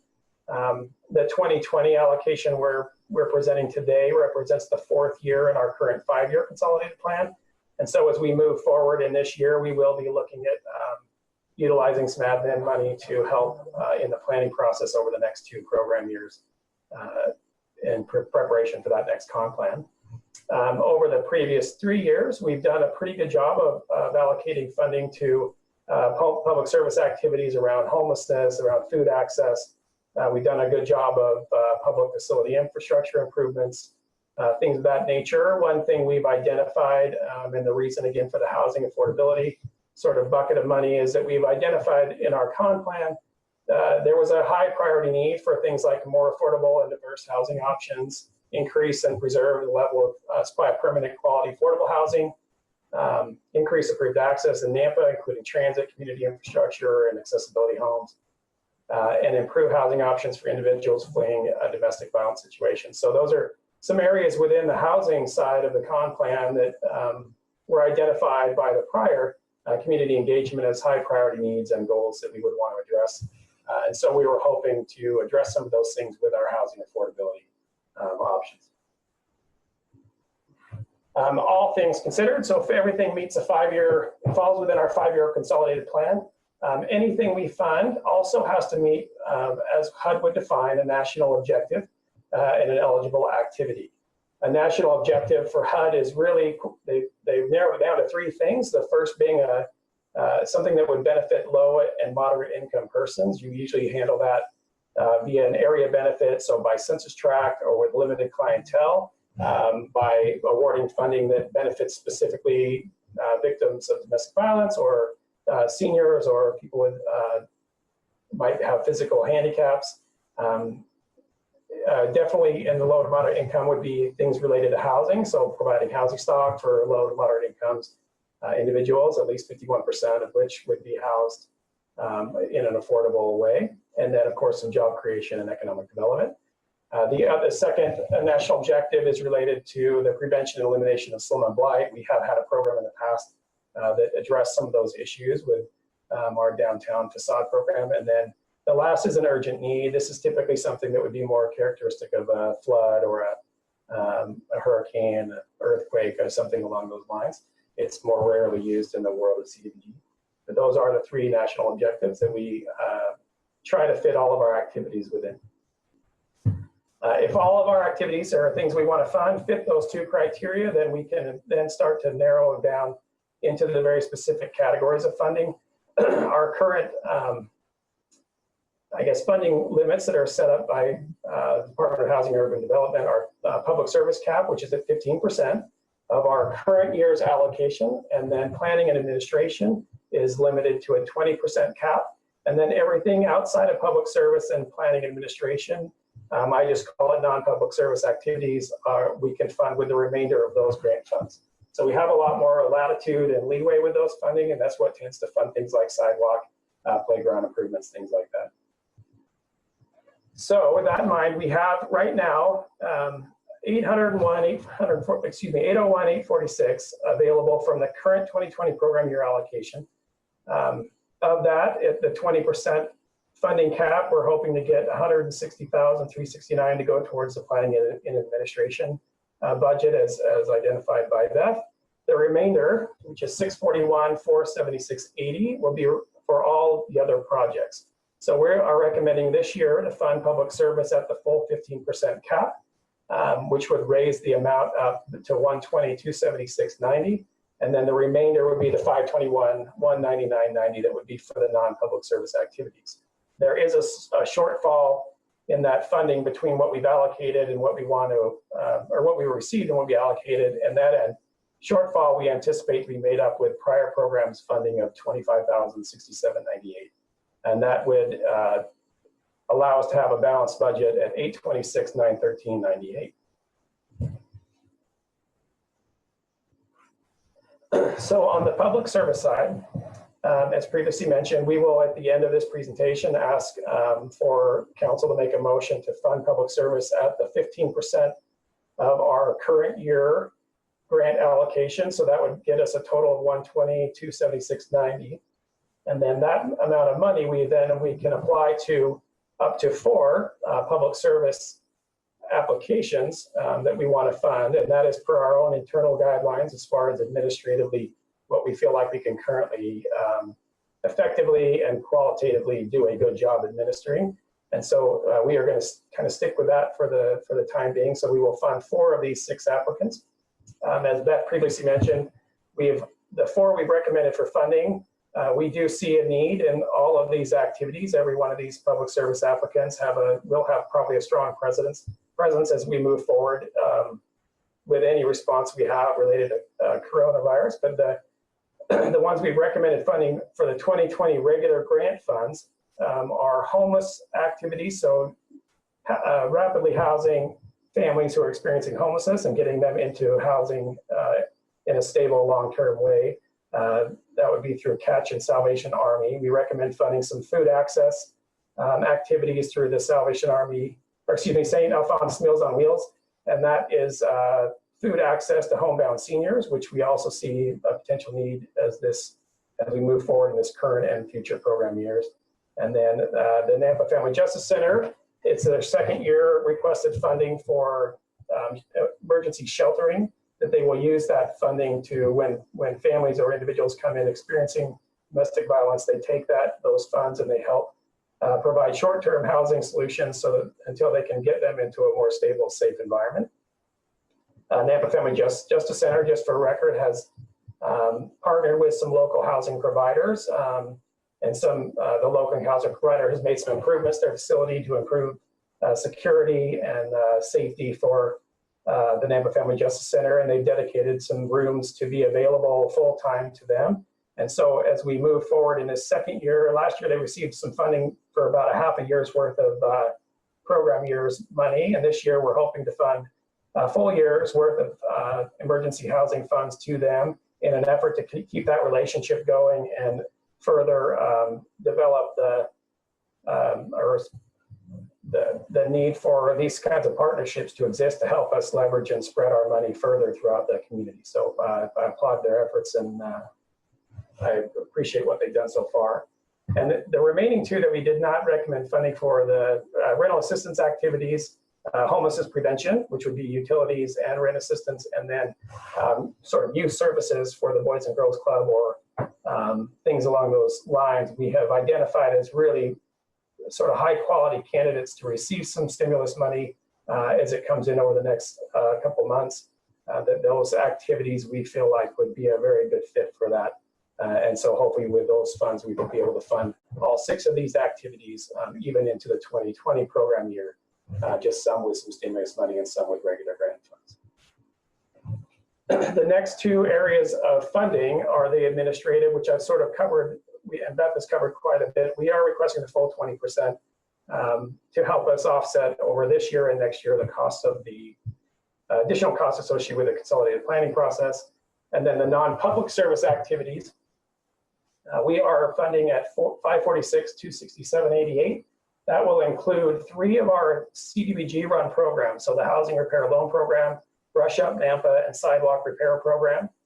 Those 3 have been funded at the same levels as last year. We've not requested any increase there in order to maximize money for other programs. And then we have recommended $83,000 to go to the City Acres playground upgrade. That particular playground has an older playground equipment that is a little outdated. Parts are hard to find.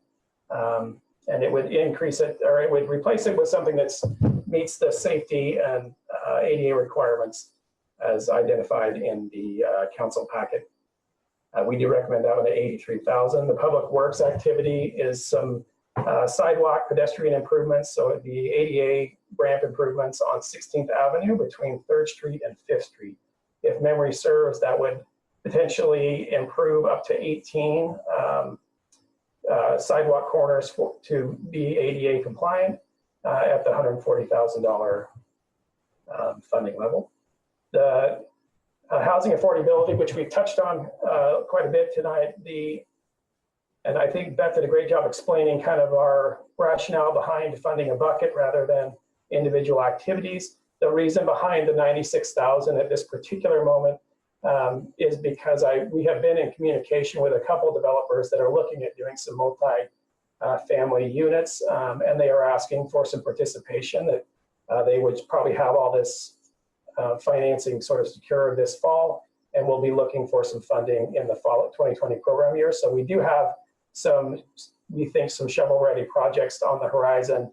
Under normal circumstances, if we didn't have anything identified right away, I might come in and ask in the next year for $30,000 or something along those lines, just to have it in our action plan. So if something comes in, we are really flexible in ability to move and add additional funding if some becomes available to a project we've identified in that current project year. So we are really looking forward to having some flexibility there, and would hope that you would recommend that or approve that as recommended. And then lastly, we have the Boys and Girls Club. They do have a construction project this year as well as their public service application. That $30,000 will go towards permitting, some permitting fees and design engineering costs associated with a 2,000 square foot expansion. They anticipate, I believe, being able to serve another 50 children a day, is my understanding. It will help them also better compartmentalize those children by age category and allow them to expand some of their programs into larger rooms, which would allow, like for art programs, things like that, to have a more useful space. And that building, I think, is from the time they first built it, the population has doubled, and so they haven't had any real meaningful expansions out of that side of the building, I think, since it was originally built. So I think there's a need for that. We would certainly recommend funding at that $30,000 level. And so right now with that, all those together, we are at 546, 267, 88. And our requested, I guess, motions, we have 3 of them on the agenda today. One would be to approve the 15% public service cap at the 120, 276, 90. We would certainly recommend a motion be made to fund all the public service activities that we recommended in this presentation, as recommended by CDBG staff, with the understanding that we will hopefully pick up the other activities with the stimulus money. And then the motion to allocate CDBG funding for administrative and non-public service activities, the 2020 program year as recommended by CDBG staff.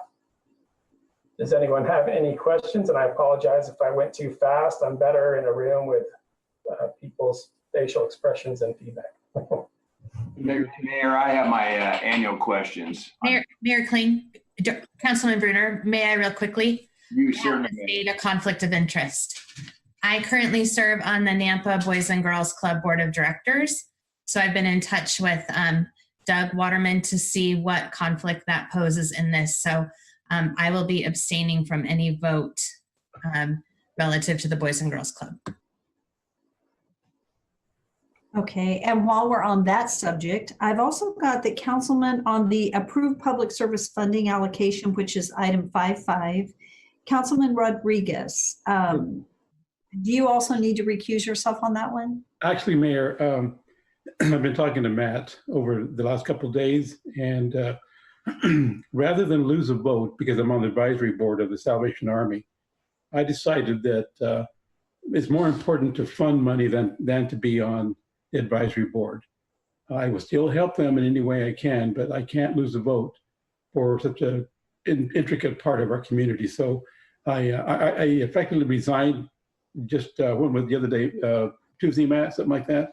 So I'm no longer on the board. April 16th. Yes, April 16th. So, and I notified the Salvation Army staff and the advisory board. So I'm good. Okay, and then as long as we're on this subject, and I need to just see if there's any other comments. Okay, got it. And then Randy, do you set Randy Haverfield on any of these boards? No, I do not. I stepped off of my committee assignment with the Salvation Army, and I believe that's the only one. So no, I think. Okay. I was thinking Salvation Army, so thank you. Is there anyone else that needs to disclose any recusals or? Okay, so Councilman Bruner, your turn. And I just need to be, annually, I need to be reminded. So these are all great, great entities. My question annually normally is the duplication of services. And I realize we're allowed, correct me if I'm wrong on any of these, 4 entities in the public service area. But Catch and Salvation Army doing the rapid rehousing, Matt, correct me there again, is that not duplication of, aren't they doing pretty much the same service for our community? They are doing the same. They are doing the same service. So what we fund for both of those is staff time, and where that program is a little different from other things is they actually will provide case management for people for up to 12 months. And so what they've been able to show is that when they get people who are right now homeless and they get them stably housed, they run in essence sort of case management. So they provide them training on. They help them, I think, with getting jobs. They help them with budgeting concerns. They help them with a lot of things that we're creating some of the barriers to them staying stably housed. And through that 12-month program, many of them graduate, earlier. I think it's 6 to 8 months is more the average. But what they find is that a lot of those folks stay stably housed. The trouble is that we're funding something like a staff person's time. And so we have, forgive me for, we have a kind of a throughput issue. So we have one person, maybe we're funding with Salvation Army, and they really can only effectively administer and provide case management for a limited number of clientele. And so if we want to make real headway with respect to getting homeless people stably housed, right now I think it's good to fund 2 because we're getting a leveraging of 2 different infrastructure of 2 different programs, and we're staffing 2 different people.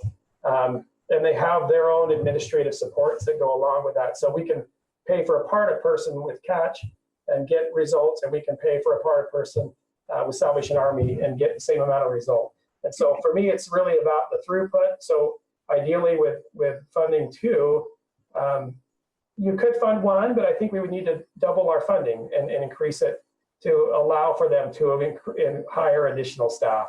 Because really, when it comes down to case management, you're limited to what they can put out in any given 12-month time frame. So, Well, allow me to follow up. I understand that to a certain extent. I don't think it's the most efficient way of doing something. I think one management team is the most efficient. I know in the past, I've been told that the Catch and Salvation Army, they do collaborate fairly, in your opinion, do they collaborate fairly well together and know what the right hand and left hand are doing? Well, I think so. Salvation Army right now is, they are currently running what would be the point of entry for anyone that comes into the homeless system in Nampa is going through the Salvation Army, and they are kind of the funnel for all of anyone that would be performing rapid rehousing in Nampa. They're drawing families out of that funnel that is overseen, which is separate from what we do with Salvation Army, but it's overseen by Salvation Army. And so they are definitely in communication with each other. I think Stephanie works really closely with the folks at Salvation Army. I think they do stay when opportunities arise with housing availability. So apartment comes open, they are in quick communication with Salvation Army. And same with Salvation Army is they find an open opportunity with housing. So the real issue sometimes is housing stock. If something becomes available, they're reaching in to grab a family to get them out. So I think they do stay in really good communication. There might be a better model in future program years where we could maybe fund just one of them for rapid rehousing and maybe fund the other for some other function that they provide if they do provide other function along those lines. But Thanks, Matt. And just a couple other things, then I'll get off my soapbox a little bit here. Yeah, I mean, I'm not in favor of reducing the funding, of course. I would just see that those funding dollars would be moved over to one entity, which I would be in favor of Salvation Army.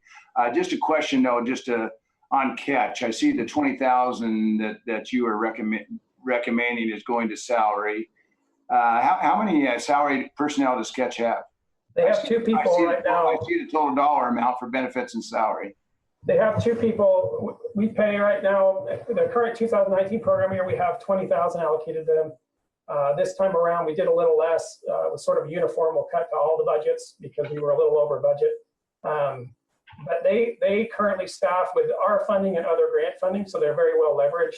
They fund two case managers to work out of Colorado Gardens. They have a space that they procure with Colorado Gardens, and they fund two case management folks that come over on an appointment basis, and they meet with clients there in Nampa. But they run out of the Colorado Gardens there for the rapid housing program. So we are basically buying a piece of two employees, which they then supplement with other grant funds, other general funds. The important thing to know is we also get, with all of those funds, we get ESG, I believe it's ESG funding that comes through, right, or housing finance money that comes in that is paying the actual rent. When they're paying the first and last month's rent and they're getting their utility bills caught up and whatever else they might need help with initially to get established in an apartment, they get additional grant funding that covers those costs. And so one of the things that I remember we went through last year, we discussed was that if we didn't fund one of those organizations, those grant dollars that they were awarded don't necessarily go to another organization.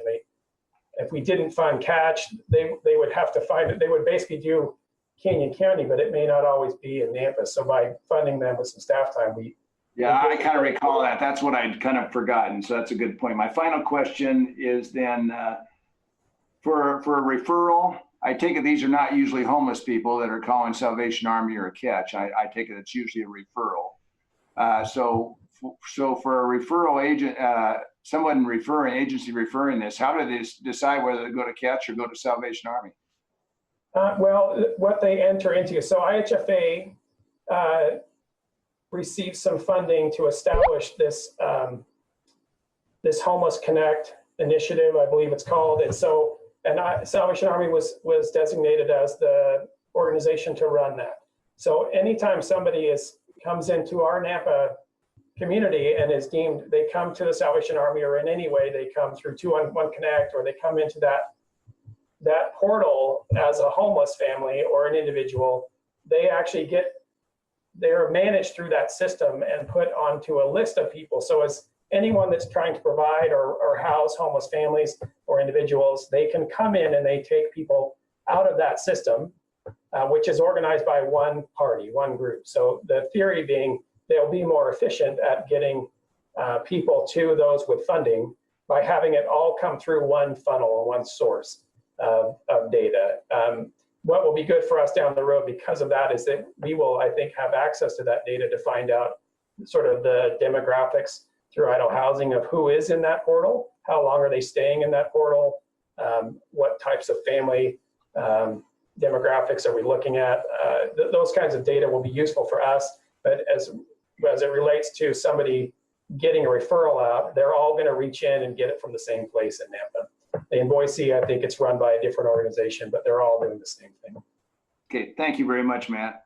Okay. Mayor, Yes. may I make a few comments?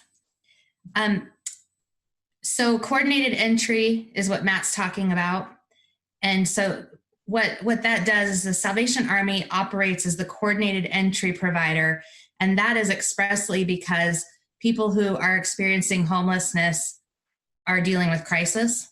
And what we found with the data is that they don't do well if they have to call 3 or 4 different providers to try to figure out who can take them.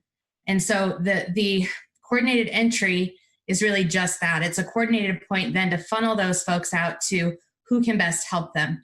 When the Salvation Army is running the shelter, like right now with 13 or 14 families living on site, they can't coordinate all of the rapid rehousing because they're trying to coordinate rapid rehousing for the folks who are in the shelter. And the other thing that works really well about coordinated entry is Catch may have better relationships with a set of landlords who they work with and trust. Salvation Army may also have those folks. The school district will send some families in too to try to get them into rapid rehousing. So really, when we think about coordinated entry, it's just one point for people to call, but then they get funneled to wherever there's the best capacity to meet needs. There's credit barriers, there's sometimes incarceration barriers, there's all kinds of barriers that become a challenge for people to rehouse. So really this symbiotic relationship with everybody really is, the data does show that it is the best way to get people rehoused. If it's landing on one organization, it's too much. And then people are not as successfully rehoused as when there's a point of coordinated entry. So just wanted to give that little clarification piece. Jean, thank you very much. You're hired. Mayor Queen. Yes. Matt, this year, and I see the list and the amounts that you've somewhat allotted some of these. But here's the thing that I want to talk about. We have given the Napa Family Justice Center money every year in public and non-public services. So this year, I would like to be able to say, we're going to expand and give to the most priority in my book anyway. And I think from where I stand today, of course, the top one is Salvation Army because of what they do for our community and how they've had to expand for what they do for limited funds. The other one is St. Elsa's Meals on Wheels. That's just a tough one that it affects many, many people, many seniors, many disabled. And we've got to extend our hand out to that. The other one, of course, is the Boys and Girls Club. They're just a small building for a huge amount of people of what they deal with, and children and students. So those are my 3. I'd like to see the city give to them more than the others at this time. The piece of the pie is full. We've just got to go to different priorities. So those are mine, and I don't know when we'll be able to determine that. Hopefully the others will agree with me, but I just wanted to make that known to you. So that's all. Thank you. So I guess a question I would like, Matt, can you speak to, were you supporting the Boys and Girls Club through the COVID-19 funds this year? That's a question. And then the next question and concern I would have is that right now, Napa Family Center, this is the funding helps support, if I understand correctly, 2 different things. One, it funds a couple of the rooms at the Salvation Army in their family shelter, which are then occupied year round. And last year we funded from the capital side some upgrades to the Salvation Army to allow the Nampa Family Justice Center to use rooms in the facility for a secure environment close to the Family Justice Center. And so with that said, and you know, and I'm sorry, I just probably said something publicly I shouldn't have said. But as I think back on it, and I apologize for that, for safety's sake, our victims of domestic violence need a safe and secure location to go to that is in close proximity to the Family Justice Center. Without funding for that safe and secure location, we don't have the capability of providing our victims of domestic violence with a secure location. And that is really, really critical. That can be life and death. And I apologize, I just goofed on that. That's I agree. I think, and as I said in that during the public service sort of portion of that, this will be the first full year that we would give funding to them on the public service side. We have funded quite a bit for facility improvements for the Family Justice Center, just sort of getting them up to speed and getting their, certain areas updated to where they can house and have more services available to those same beneficiaries of their program. What we found with this current relationship is that they're going to have at their disposal a secure way to, in a convenient way to get people housed that are experiencing domestic violence. And then, I guess in some ways, I feel like the partnership they created is one that I hope can be sustainable over a long period of time. We would just like to stay involved in that process, at least in the short run, to make sure that it's a viable relationship and to help expand. And just like everybody else, where they're going out and getting additional funding, it helps us expand that program and allow them to grow it. And but I would recommend being a part of that for at least one more year. And then with respect to the Boys and Girls Club, as I identified in the previous section, we do, as far as the things that, of course, council, you will approve the COVID stimulus money, right? We'll come to you with some suggestions on what we feel like administratively and would fit within the COVID, the CDBG-CB framework that would be the most likely thing to be able to meet the needs of that grant, which are to prepare for, prevent, and respond to coronavirus. So everything we spend in that category has to fit that very narrowly defined bucket.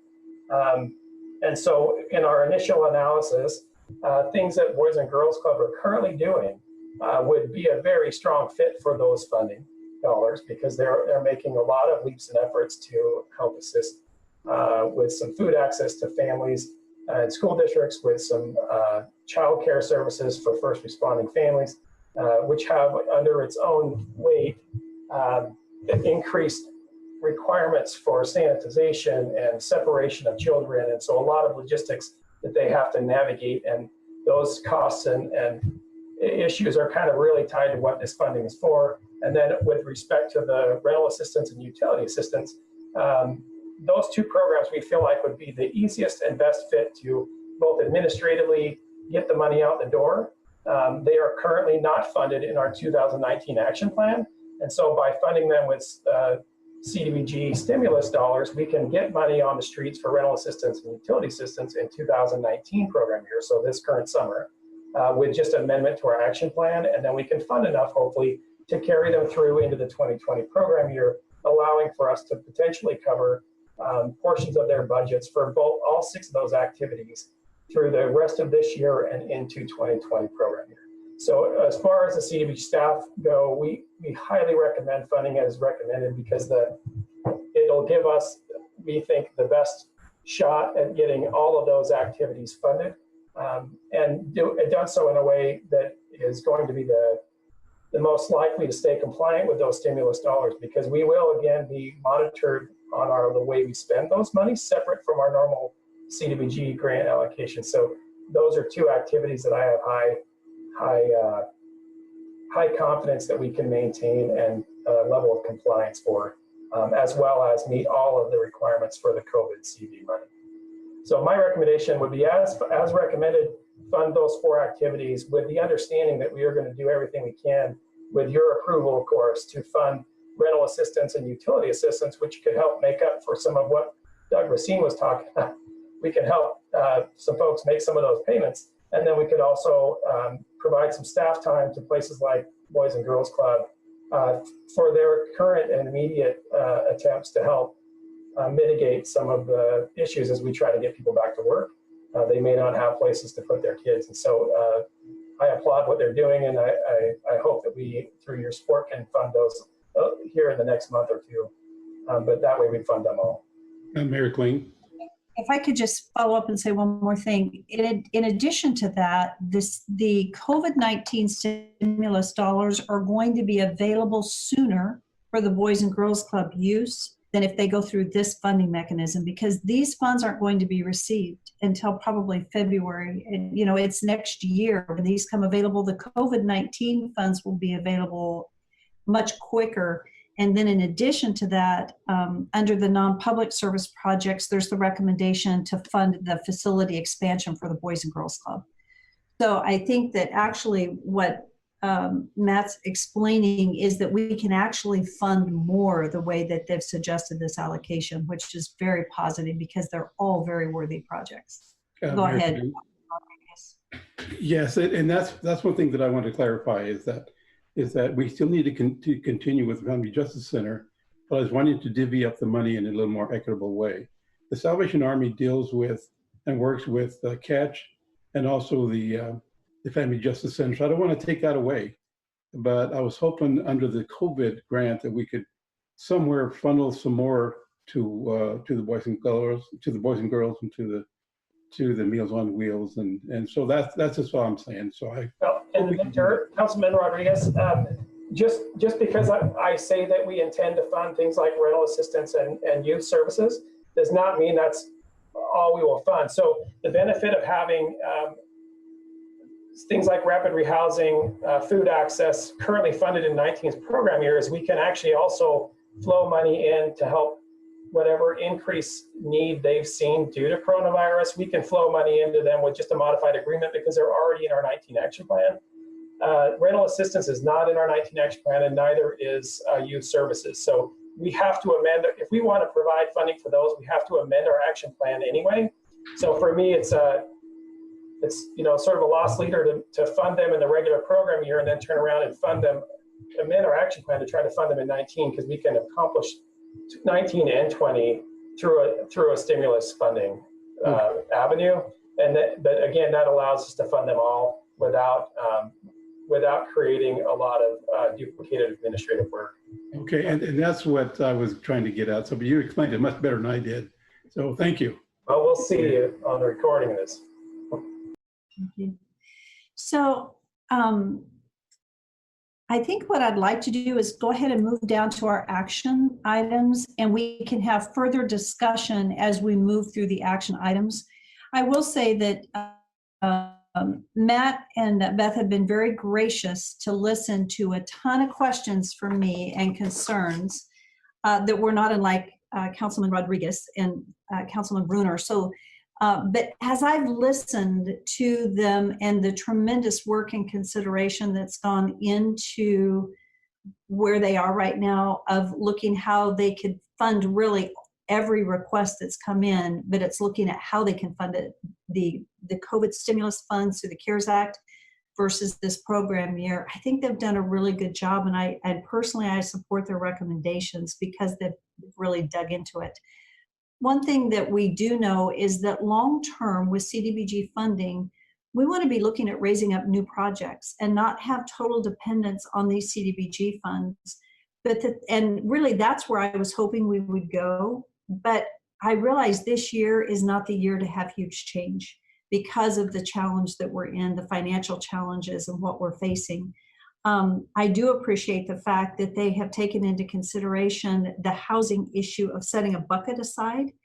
And I think that that's a wise decision because we do have needs come up, and rather than having it designated to a specific project, they have the funds available to where we can be a little bit more agile. but I feel like they're doing a really good job, and I support the recommendations that staff has brought forth. That said, let's go to action item 5.5. And all this action item is to approve the public service funding allocation to be a maximum of 15% of the 2020 CDBG entitlement grant. This isn't approving. 5.6 is what the program activities are. 5.5 is strictly a motion to approve that the allocation limit is a maximum of 15%. So would there be? I'll make that Go ahead. motion. Is there a second? I'll second, Mayor. Thank you. Okay, is there any further discussion on this one? Hearing none, roll call. Bruner, Yes. is this one that Muchie has to abstain from? Yes. Levi, Yes. Bauer, Yes. Rodriguez, Yes. Haverfield. Yes.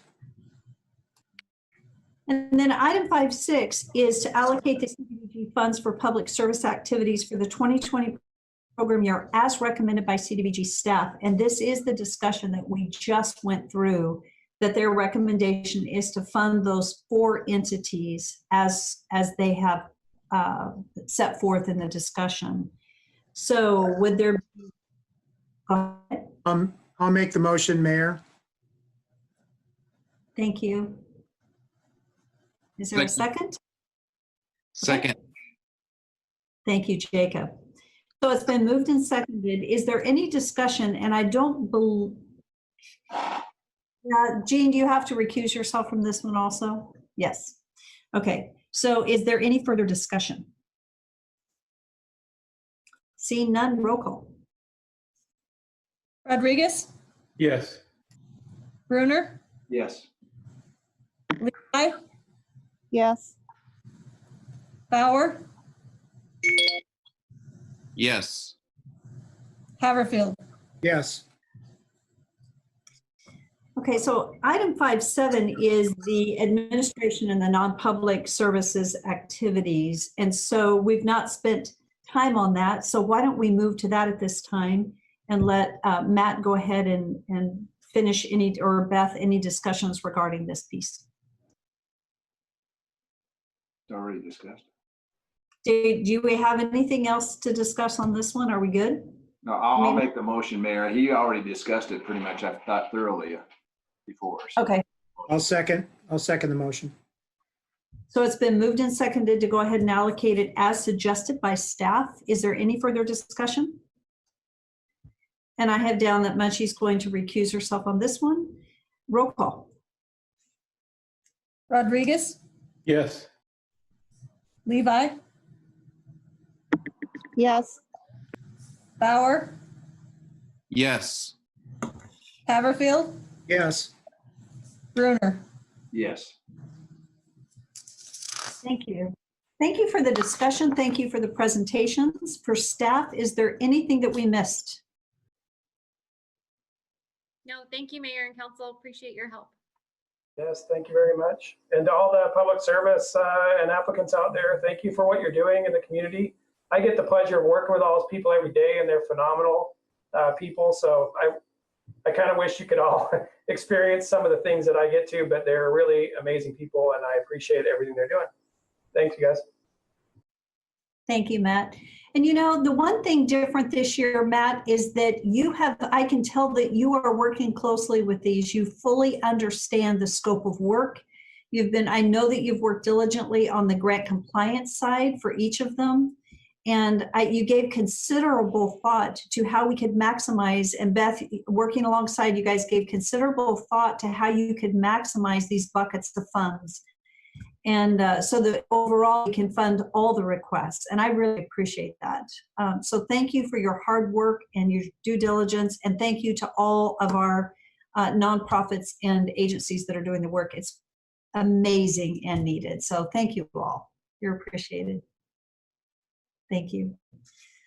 Okay, we're ready to move on to the next item on the agenda, and this is item 5.8, and this is an action item, and this is to approve the use of donated funds from Republic Services.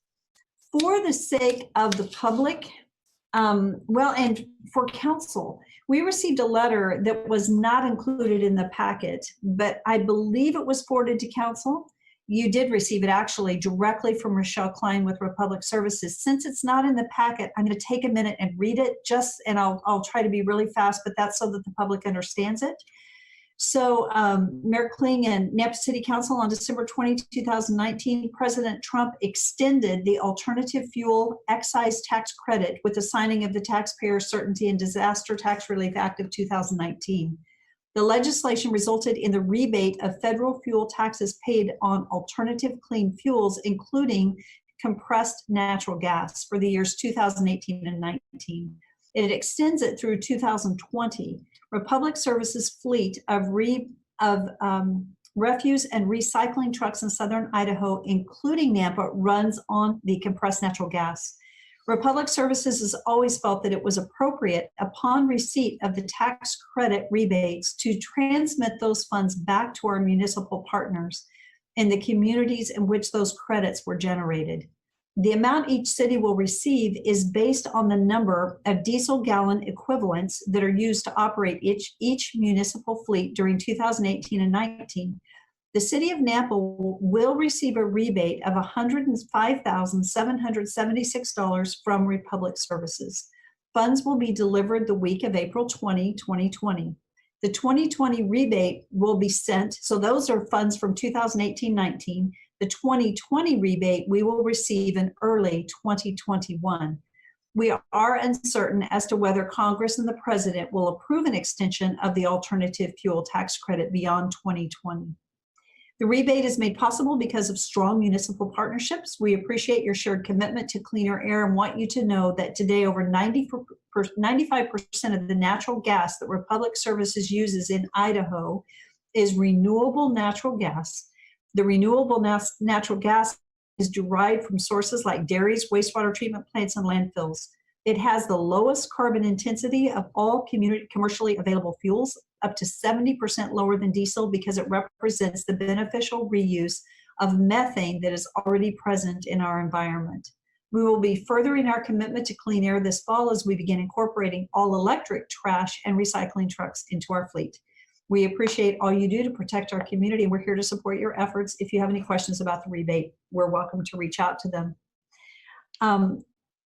It's wonderful that Republic Services provides this rebate and is giving it back to the city with the rebate of $105,000 and $776. It's my recommendation that we use these funds to go back and help provide additional assistance to our community that are struggling paying for their utilities.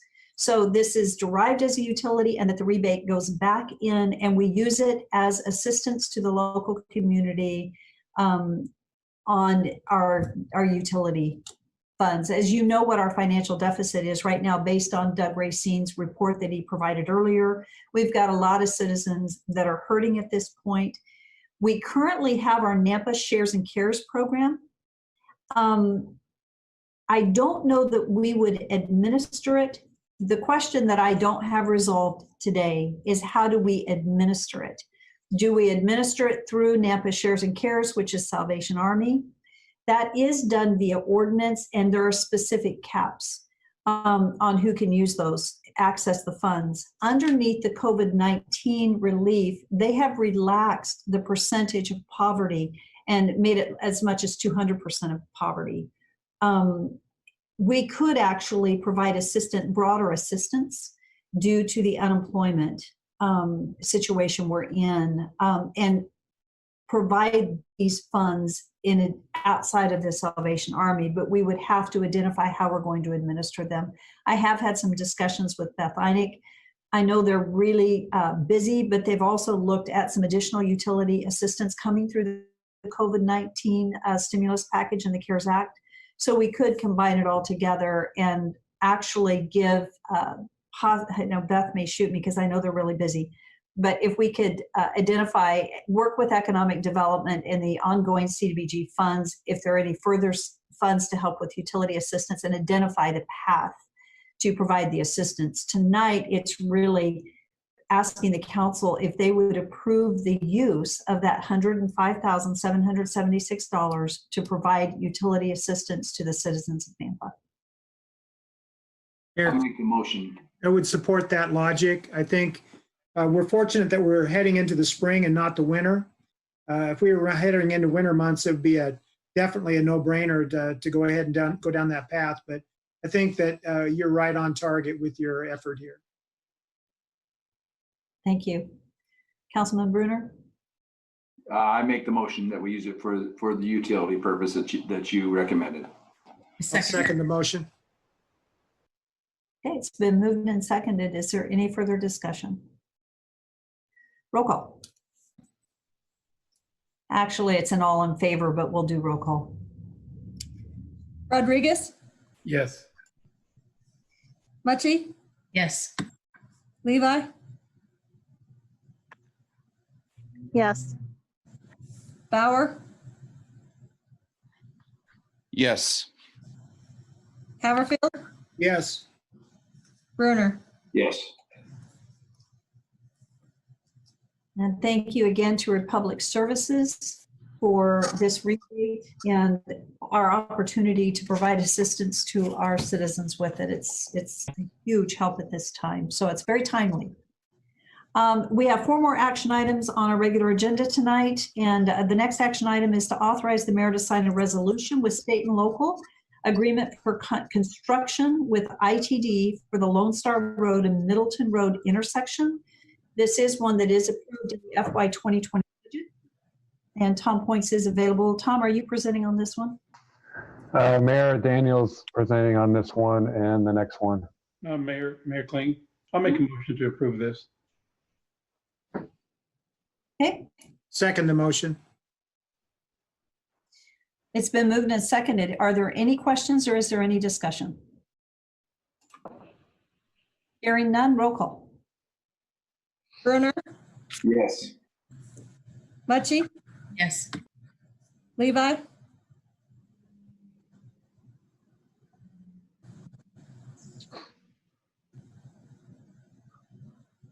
Levi,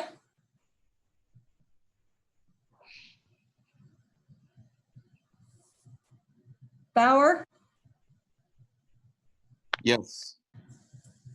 Haverfield, Yes. Rodriguez. Yes.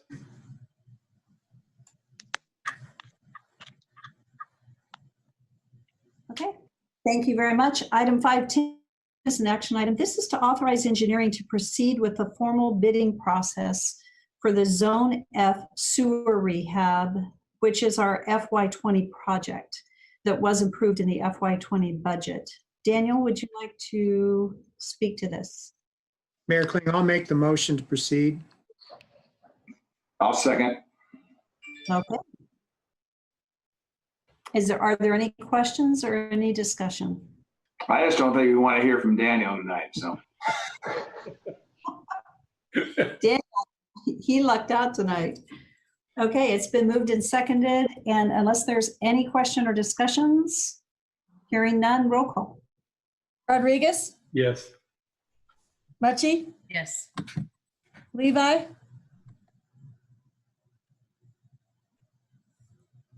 Bauer, Yes. Bruner, Yes. Haverfield. Yes. And Daniel, good looking tie anyway. Appreciate you being on. Okay. Thank you. I'm thinking we must have had Councilwoman Levi must have fallen off somewhere. Not literally, but I mean literally. She's been on, and so I'll maybe have TJ reach out to her.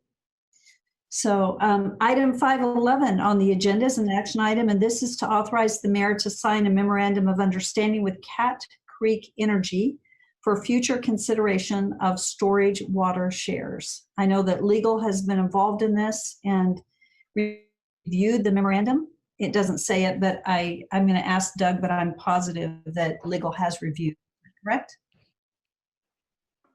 Mayor, For Doug. that's correct, as has our outside water law counsel at Gibbons Pursley.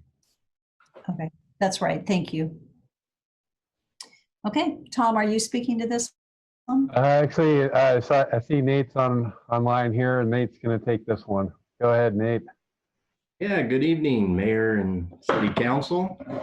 Cat Creek Reservoir. So this is a project that was introduced to the city by the developer of the project. This is Cat Creek Energy LLC.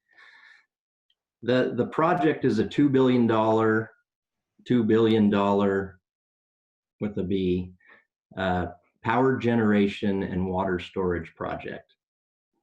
The project proposes to develop a reservoir that holds 100,000 acre feet of storage. So that's just a bit smaller than Lake Lowell that holds around 130,000 acre feet. The project proposes to generate 870 megawatts. That is inclusive of 110 megawatt wind generation, 40 megawatt solar generation, and 720 megawatt hydro generation off of the reservoir. So 720 megawatt, that would be similar to the 690 megawatt Brownlee Reservoir generation. So this is a huge, huge project for the state or anywhere in the country as far as I've been tracking.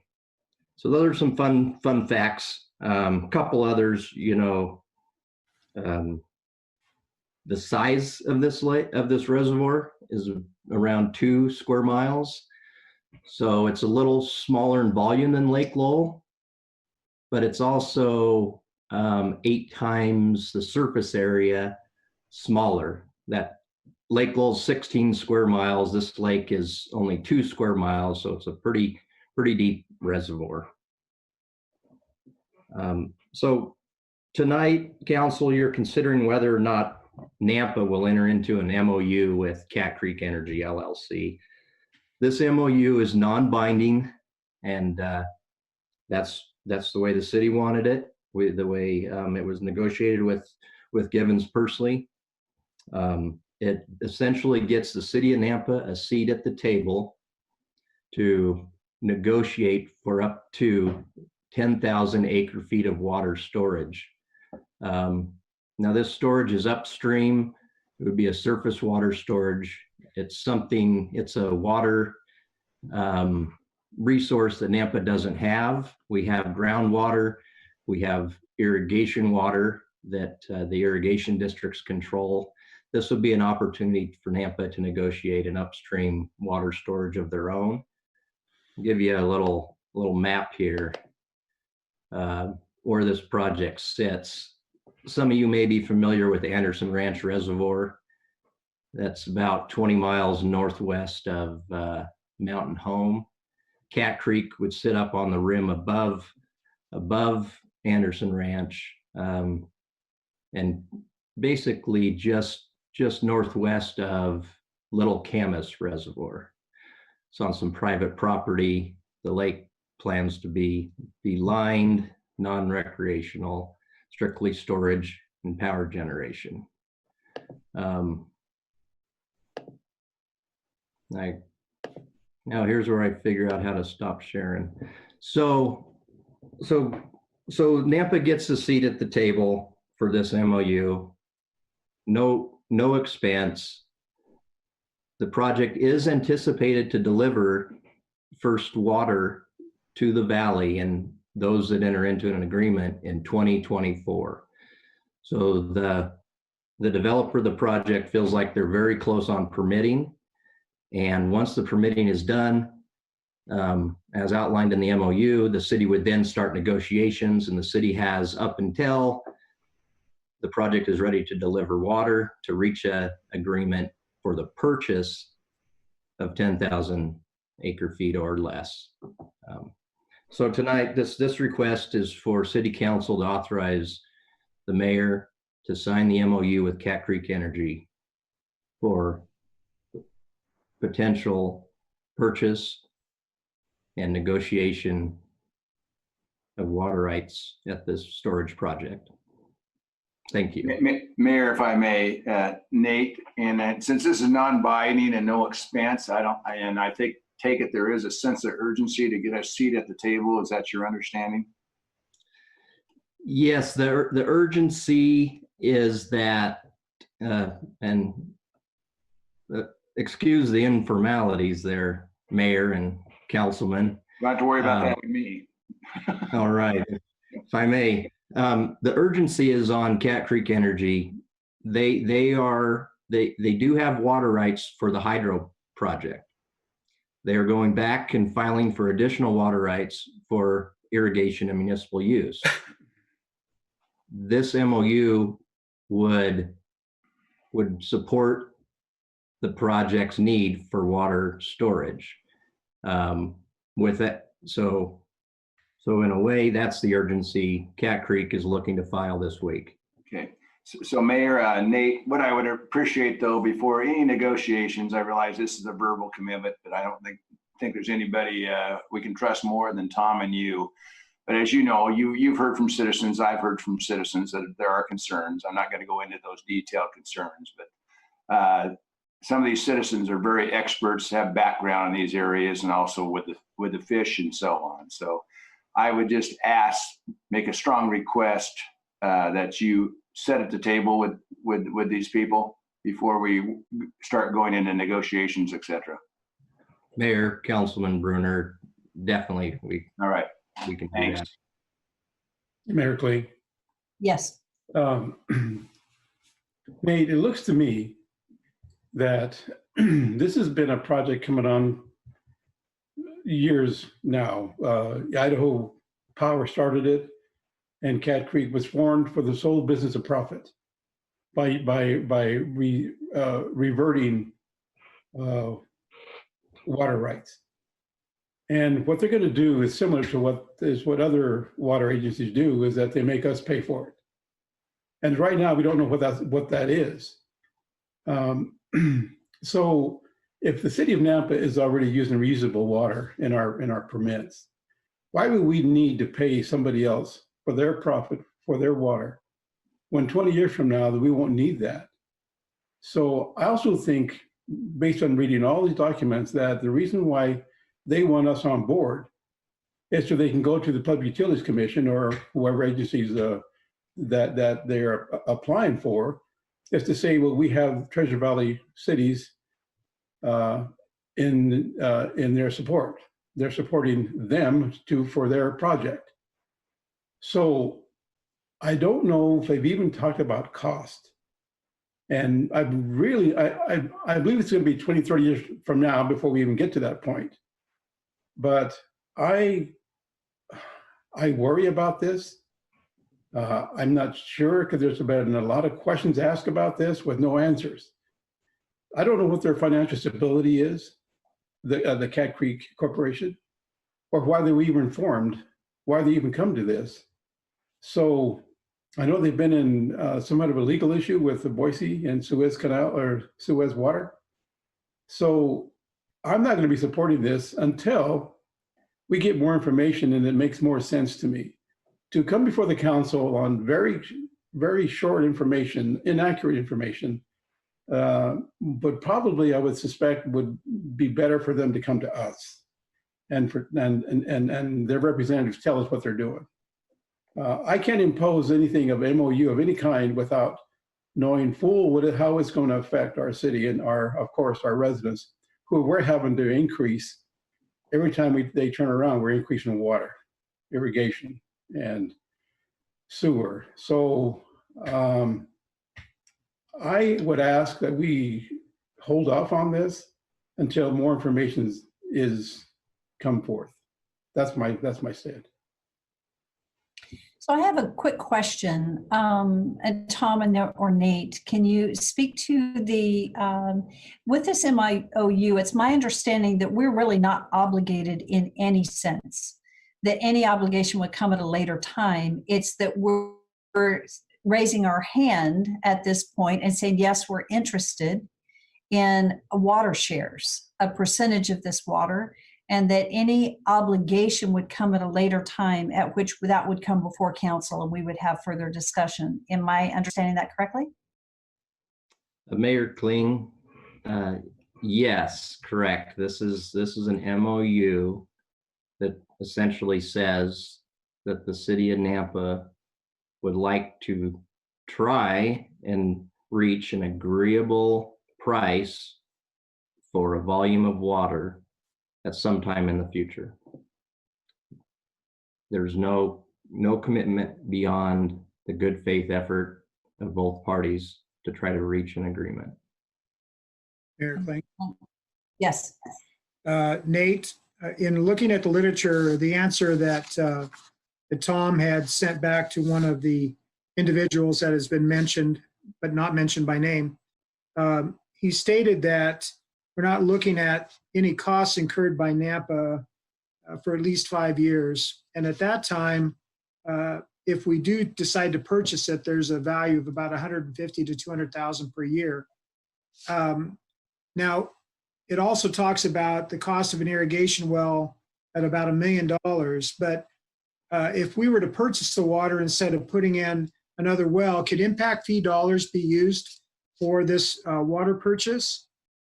Since it's a growth factor that we're trying to anticipate, growth in the valley and the drawdown of the aquifer, can impact fee dollars be used at that point in time? Yes, Mayor and Councilman, impact fees are not collected by the utility today, though we do collect hookup fees, and those are for replacement of existing infrastructure under current Idaho law. We do collect rates, which would support new facilities, and essentially this water right would be, or this water storage would be a potential alternative to drilling new wells. Though you would have to develop the infrastructure to get the water to the location. So they aren't exactly one-to-one. I guess maybe I don't know, I think I answered your question. Let me just add one quick thing. This water would likely be a mitigation tool. So say in Idaho Department of Water Resources is teamed up with the USGS, and they've been studying over the last 3 years the Treasure Valley groundwater. And the reason they're doing that is because they see the growth coming, and there's been studies done that say in 20 plus years, the valley's going to have a shortage of water. The reservoirs, all that water is already spoken for. And at some point, somebody is going to be injured by somebody who drills a new well because the aquifer is going to go down and their well won't be able to operate. At that time, you can't drill a new well to make up and pump that water to the guy that lost it. You have to have a source upstream. Today, people handle those situations by renting water from the Bureau of Reclamation. And that's the $20 per acre foot that you see in the numbers in the report. But the city doesn't collect impact fees for the utility. So my question then, this is surface water from a reservoir that's flowing. Would that flow into North Nampa? Or would it be water that's re-injected back into the aquifer to boost those levels back up? I guess I'm uncertain as to what we're talking about here. Yeah, so it could be both. Nampa is in a unique situation where our north impact area does extend to the Boise River. So we would be able to capture the water and move it where we want. So it'd be surface water then at that point? It would be surface water, yes. Okay. And would that surface water be potable potentially, or would it be just for irrigation purposes? It would be for domestic use and irrigation, though potable, to make it potable, you'd have to have a treatment plant. Right. So we're not talking about that though. Correct. So that's back to my question as far as impact fee dollars. If we're seeing growth in North Nampa, the need for this water, can we be using impact fee dollars for either a well, if we were to choose to go with a well instead of trying to tap into the surface water? Or can we use those impact fee dollars to use for the less cost of the water coming in surface from the Boise River? Councilman, unfortunately, I don't have that answer. Public Works is working on an impact fee study currently that will tell us how we can use impact fee dollars if we choose to impose that fee on new growth. Okay, thank you. Thank you. So my understanding is, based on what Nate said, is that currently there is not an impact fee for utilities for water. So it's the hookup fees that would be funding something. It would be utilities, that's a whole different step in impact fees that we currently don't have. In fact, Tom has been working on a study for an impact fee for utilities, but doesn't it have to go to the state legislature, Tom? Is that correct? Mayor, no, it's written in Idaho code that we can do it. So it's something that we'll have to do just like we did with our street impact. We'd have to come up with a CIP, run it through a committee and determine what the fee is. And then also we want to make sure that we work with our legal team, that we don't just clearly define what a utility impact fee is and a hookup fee, because they're separate functions and we need to make sure that we're not duplicating. So that's why we're doing the study. We're not the only city in the valley looking at this. So a utility impact fee. We don't have it stood up today, but we're studying it now, and I hope to have some more information soon. I know the Boise is not interested as well in the utility impact fee, so both of us are working on it together.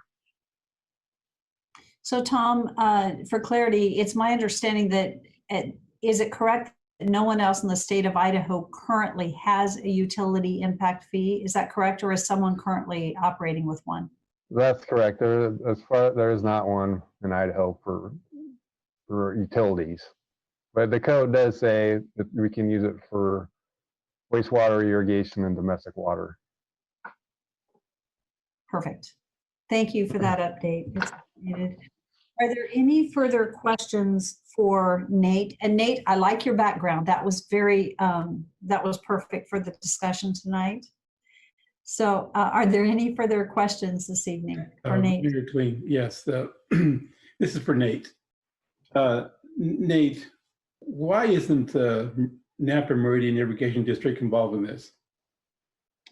Mayor, Councilman, I honestly cannot tell you why. Short and sweet. Thank you. Here's one of the other issues I had with just that. I would think that the #1 irrigation district in Nampa, who supplies our irrigation, would be part of this, and they're not. And I would like to find out, and if you could make a report on this or whatever, we can understand why they're not, because I would think they'd be #1 in this book here. And if they don't want part of this, then that throws up a whole big red flag. Now, I also want to talk about impact fees. Since there are no impact fees for water construction, you said we're going to have to build whatever implement to get this water here. Let's just say that we do have impact fees and not enough money comes through that. Where is the rest of it coming from? It's called taxpayers. And until we get better information on this project or proposal, like I said, I'd like to have a workshop on this or a hearing. Those issues are really big to me. Are they to you? Councilman, I think what this what I'm focused on, what Public Works has looked at is the water rights portfolio for the city of Nampa.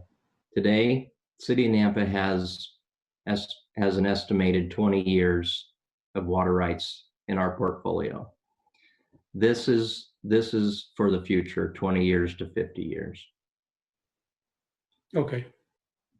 Thank you. Mayor, Yes. thank you, ma'am.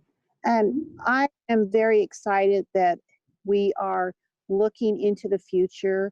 Over the last couple of years of our unprecedented growth, I have made the comment that we've enjoyed having water. And a lot of the people moving here are coming from states where there's been droughts or water rationing, and wondering how are we proactively planning so that we continue to have water to keep up with our growth 10, 20 years from now. So in a sense, I support the fact that we enter an MOU because all we're doing is gaining a seat at the table.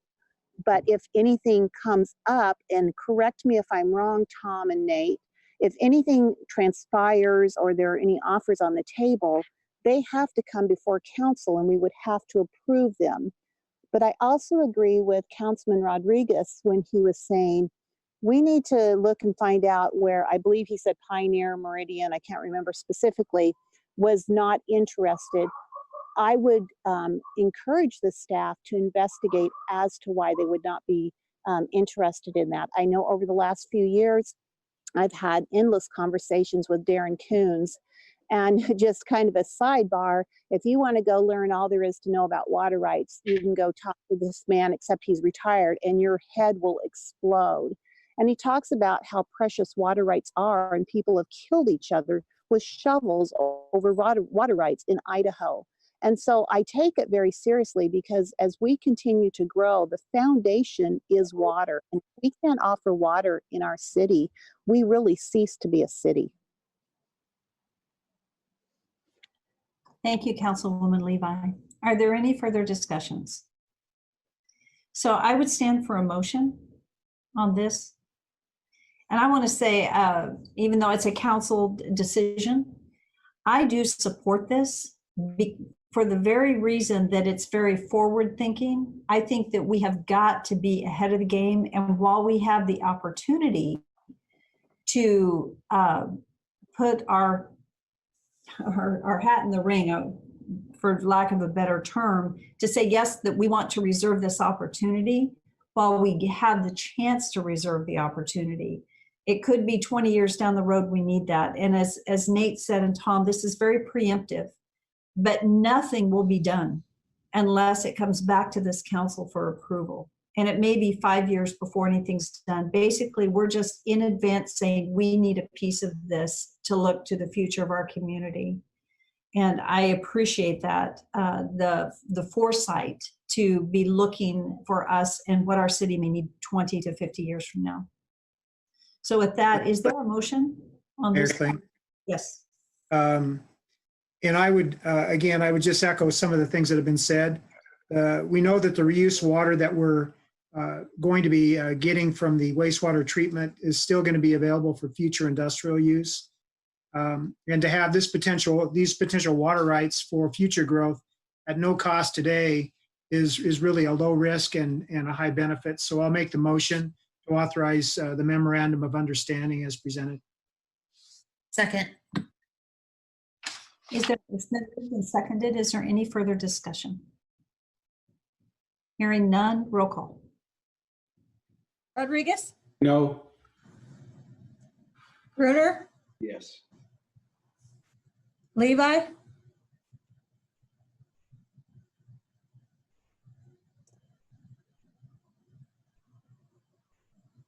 Levi, Yes.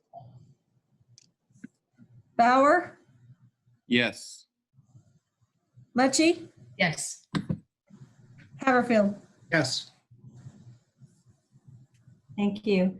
So our last action item under new business is a resolution to adopt the City of Nampa Wastewater Division Pretreatment Regulation Enforcement Policy effective today, April 20th. Tom, are you or Nate going to present on this one? Mayor, Mayor Nate motion on has that, this one. And then they can further, after that, if there's a second, to go ahead and convey further, but I'm going to make the motion to accept that. Okay. It's been moved and seconded that we approve it as it was presented in the packet. Is there any further discussion or questions? And good job, guys, on your work. It's appreciated. Great Hearing job. none, Yeah. Roll call. Mucci, Yes. Levi,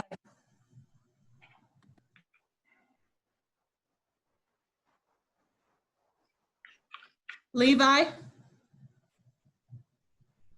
Yes. Haverfield, Yes. Yes. Bauer, Yes. Rodriguez, Yes. Bruner. Yes.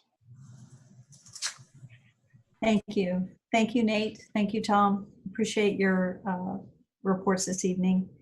So that concludes our new business portion of the agenda. Under public hearings, as we all know, we have none, but we have a lot 1 week from tonight. We have nothing under unfinished business this evening. Pending ordinances are exactly what they are. They're postponed due to lack of supporting documentation. They're all listed there. And that concludes the regular portion of our agenda. We will be adjourning into executive session, and I would ask for a motion to adjourn into executive session pursuant to Idaho Code 742061J to consider labor contract matters that are authorized under section 672345A, 74206A, 1A, and B of Idaho Code. So moved. Second. Roll call.